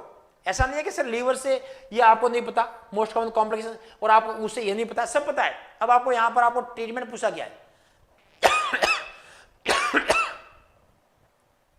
कौन सी ड्रग सबसे पहले आप लगाओगे sir? IV thiamines, IV benzodiazepines, IV haloperidols, ये तो बड़ा अपन साइकेट्रिक पेशेंट को करते हैं स्किज़ोफ्रेनिया के लिए। आईवी नैलेक्सोन्स, ये अपन यूज करेंगे ऑपोइड ओवरडोज के लिए, ऑपोइड ओवरडोज उसका एंड होता है। बेंजोडाइजेपिन्स स्लीप के लिए होती है, नींद के लिए होती है। आईवी थायमिन, अरे बेटा विटामिन B1, अरे थायमिन देते हैं बेटा विटामिन B1, 100 mg आता है ना, 100 mg अपन विटामिन B1 की डोज देंगे आईवी पेशेंट को।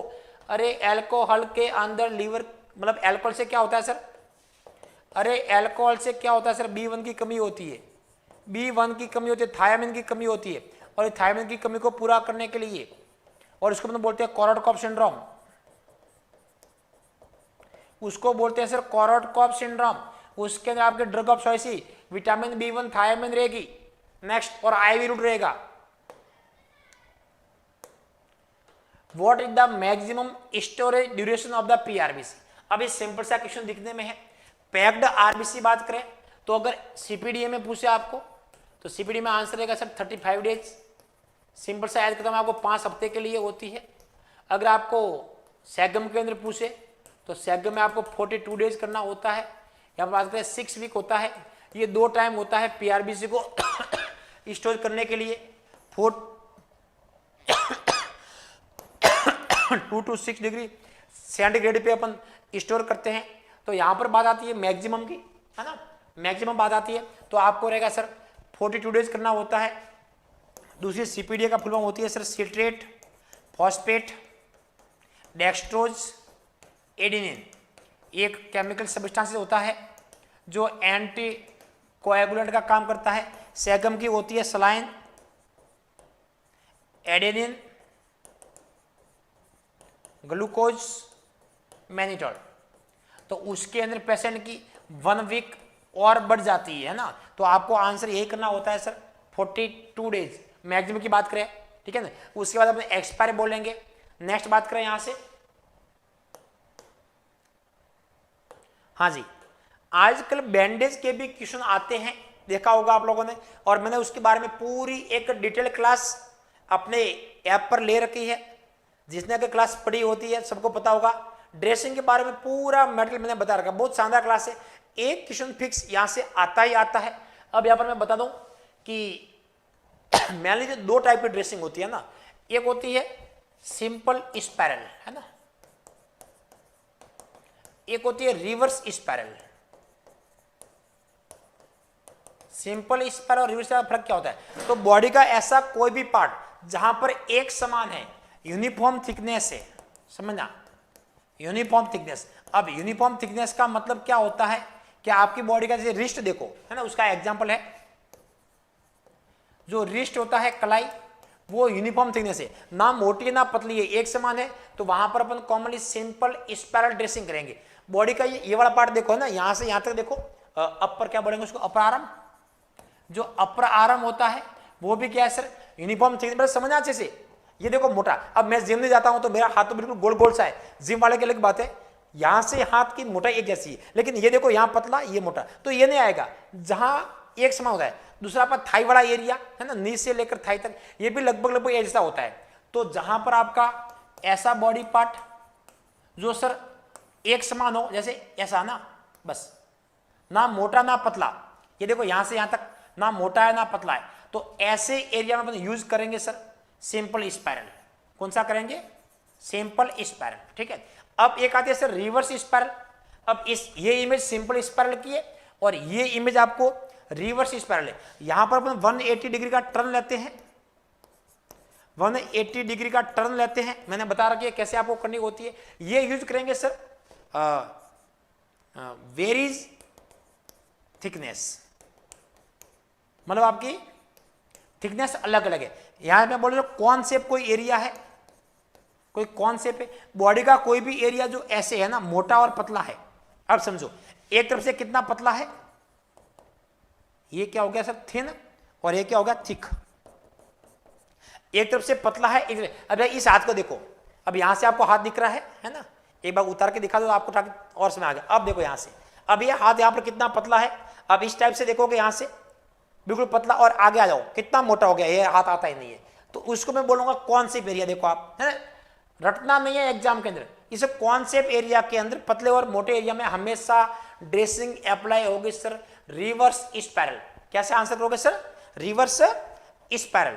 तो इस एरिया में, और शुरू कहां से करोगे सर? पतले पार्ट से लेकर के मोटे की तरफ। बेटा रट लो चीज को, पतले से मोटे में। और ये बॉडी में सिर्फ 2 जगह ही होती है, रिवर्स स्पाइरल हमेशा बॉडी में ओनली 2 जगह, एक तो आपका होता है ये फोर आर्म, उसको बोलते हैं फोर आर्म बोलते हैं, और एक आपका होता है लेग। बस लो, फोर आर्म में शुरू करोगे कलाई से, रीढ़ से एल्बो की तरफ, कलाई से शुरू करना है और एल्बो पहुंचना होता है, पतले से मोटे तरफ। लेग के अंदर आपको एंकल से शुरू करना है, पतले पार्ट से, और नी की तरफ। बस ये 2 एग्जाम्पल होते हैं आपके रिवर्स स्पाइरल के। किसके सर? रिवर्स स्पाइरल के। हाँ जी, अब आंसर क्या करोगे यहां से, जल्दी कर लो sir. Wrist to elbow simple, देखो सिंपल तो होगा नहीं है ना, ये फोर आर्म की बात कर रहा है, फोर आर्म उसको बोलते हैं, इस साथ में आपका रिवर्स स्पाइरल हो गया, तो बड़ा सिंपल तो होगा नहीं, फोर आर्म में सिंपल होगा नहीं। आंसर रिवर्स में से होगा, सी और डी में से होगा। तो रिस्ट टू एल्बो या एल्बो टू रिस्ट, तो wrist to elbow, wrist, answer C होगा बेटा। या जी करेक्ट आंसर सी है ना। अब समझ गए बेटा, एक बार स्क्रीनशॉट ले लो, कहां कहां पर कैसा होता है।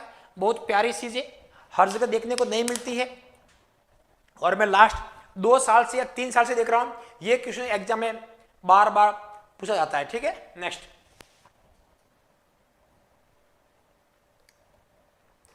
एक OT nurse opening style drum, ये जो आप बोल रहे हैं उसको स्टाइल ड्रम बोलते हैं, CSSD स्टाइल ड्रम होता है ये ना। एक OT nurse opening style drum and taking gauze, उसमें से गॉज पीस ले रही है विद सिटल फोर्सेप्स। ये जो आपको दिख रही है उसको बोलते हैं सिटल फोर्सेप्स, देख लो इमेज है ना, ये CSSD ड्रम है, सिटल फोर्सेप्स से गॉज निकाल रही है। Then transfer it to bare hand, और उसके बाद उसको ट्रांसफर कर रही है बेयर हैंड, इसको बड़ा बोलते हैं बेयर हैंड है ना, जो खुला होता है, ओपन होता है ना खुला हाथ, उसको बेयर हैंड बोलेंगे, और उसको बोलेंगे ग्लोव हैंड या स्टेराइल हैंड। समझने की कोशिश करना। नर्स ने CSSD ड्रम खोला, सीटल से ग्लोव, सीटल से ये क्या लिया, यहां से क्या पे लिया, गॉज लिया ना सीटल से, गॉज फिर उस ओपन हाथ से आगे डॉक्टर को दे रही है, सर्जन को, ओटी के समय, क्योंकि ओटी नर्स है यहां पर। And keep in style area, मतलब स्टाइल एरिया के अंदर, which one is correct about this, उसमें से कौन सा सही है। क्या बोल रहा है, nurse is not doing wrong, nurse ने कोई गलत काम नहीं किया। अच्छा, ये नर्स सही काम कर रही है, तुम लोगों का नंबर आने वाला है, रुक जाओ भी। ये पॉइंट बोल रहा है सही कौन सा है, कौन सा करेक्ट है, क्या नर्स ने सही काम किया, भाई सही तो नहीं किया। Nurse should ask the scrub nurse to open the drum, nurse को कहना चाहिए कि तू भाई ढक्कन ओपन कर और मैं लूं। Nurse is not wearing glove, nurse ने ग्लोव नहीं पहना है। Nurse is not doing in the right thing, nurse ने सही काम नहीं किया। भाई इसमें से आपको सिंपल सा आंसर क्या करना है, सर नर्स ने सही काम नहीं किया। भाई साहब आपकी गलती है, ऐसे कौन करता है, सीटल से लिया आपने हाथ में लिया, ऐसा ना तो तुम हाथ से रहते सीटल को बीच में क्यों लाया, हाथ से उठा लेते अंदर से, ले भाई कितना भरना भर ले ऐसे, क्योंकि ये स्टाइल ड्रम होता है। कैसा होता है सर, स्टाइल, तो हमेशा स्टाइल एरिया मेंटेन करें, स्टाइल सीटल्स और स्टाइल ग्लोव्स, तभी आपको यूज करना है।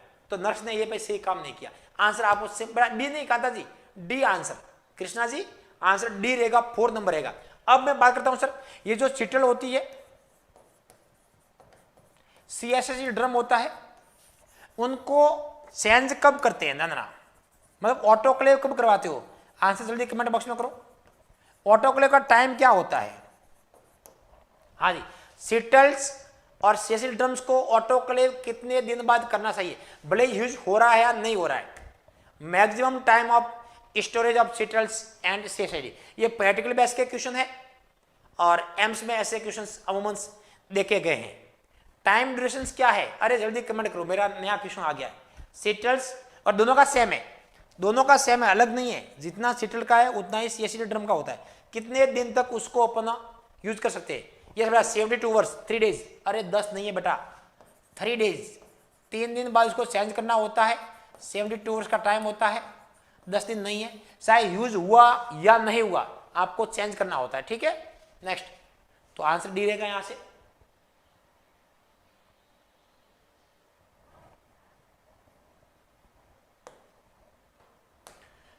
Patient admitted in the ward had 3 episode, patient को 3 एपिसोड वॉमिटिंग के आगे हैं, किसके आगे हैं, वॉमिटिंग के।